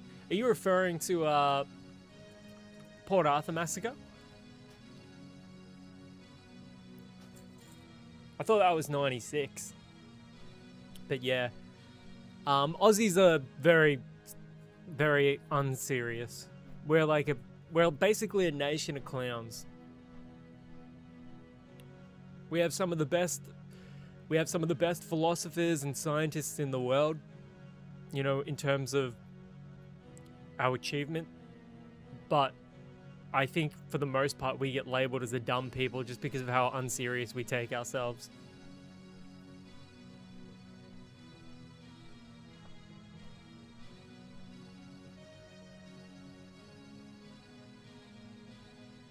But nah, I fuck with Americans pretty heavily. My missus is American.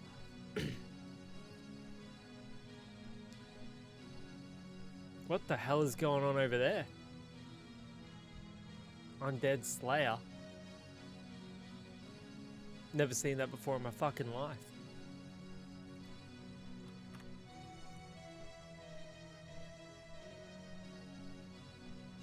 Well, better to be labeled dumb because you're loud and belligerent than, oh right, yeah, like us Yanks.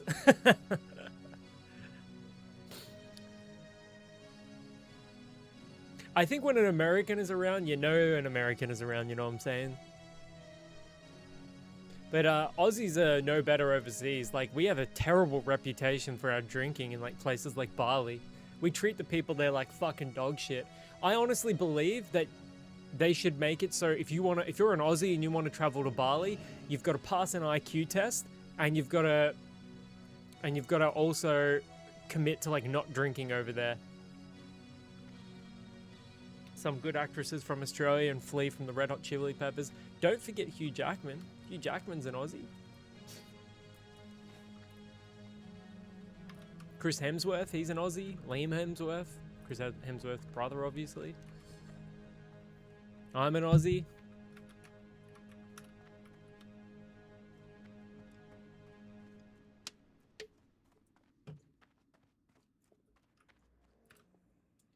But nah. I hate the reputation Aussies have in Bali, man. They just go over there, get fucking pissed up, and then just trash the joint.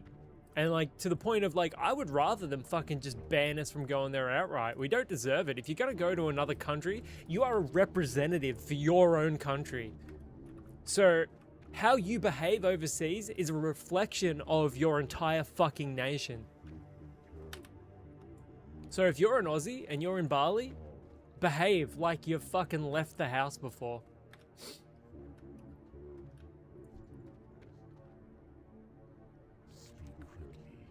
That goes for anyone from anywhere. Fuck off.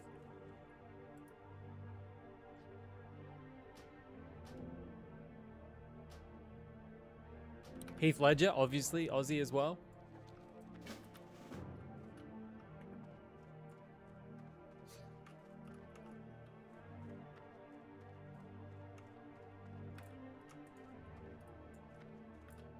But yeah, I think if you're going to go overseas, you've got to act like you've been somewhere before. You've got to act respectful.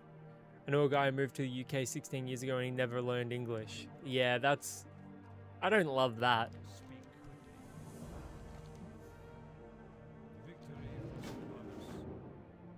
Thank you.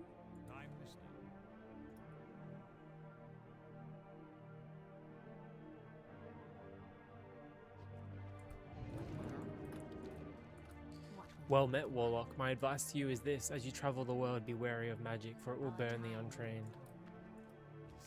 Ah, fuck off. Right, how do you say good morning in Aussie? G'day.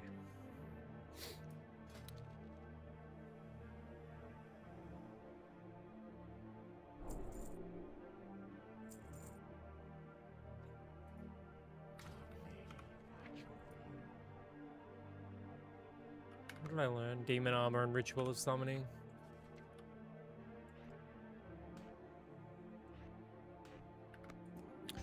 You guys achieved a lot for how few of you there are. Yeah. You know, I think we excel at sports though. We've got a huge sport culture over here.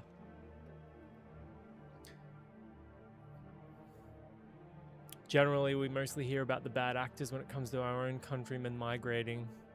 Who's an actor from? You're from Poland, aren't you? Rain of Fire, Shadowbolt.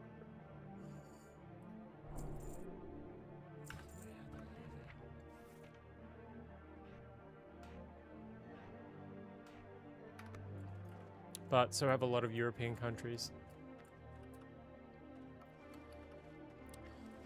You know, I kind of like that our population is small, where we keep things super low key over here. I forgot to get pet shit.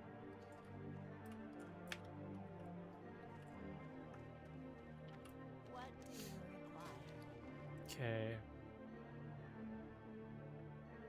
Torment rank 2. Sacrifice, consume shadows.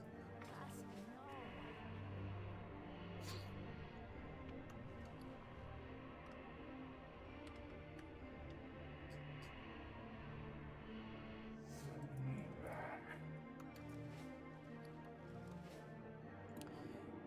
Anyways, guys, I'm getting pretty hungry. I'm probably going to raid out to the missus. So stick around if you want to watch her play some Ark. It's been fun hanging out with everyone and talking to everyone about the drama. Keep an eye on the YouTube channel because I will be uploading another video there today.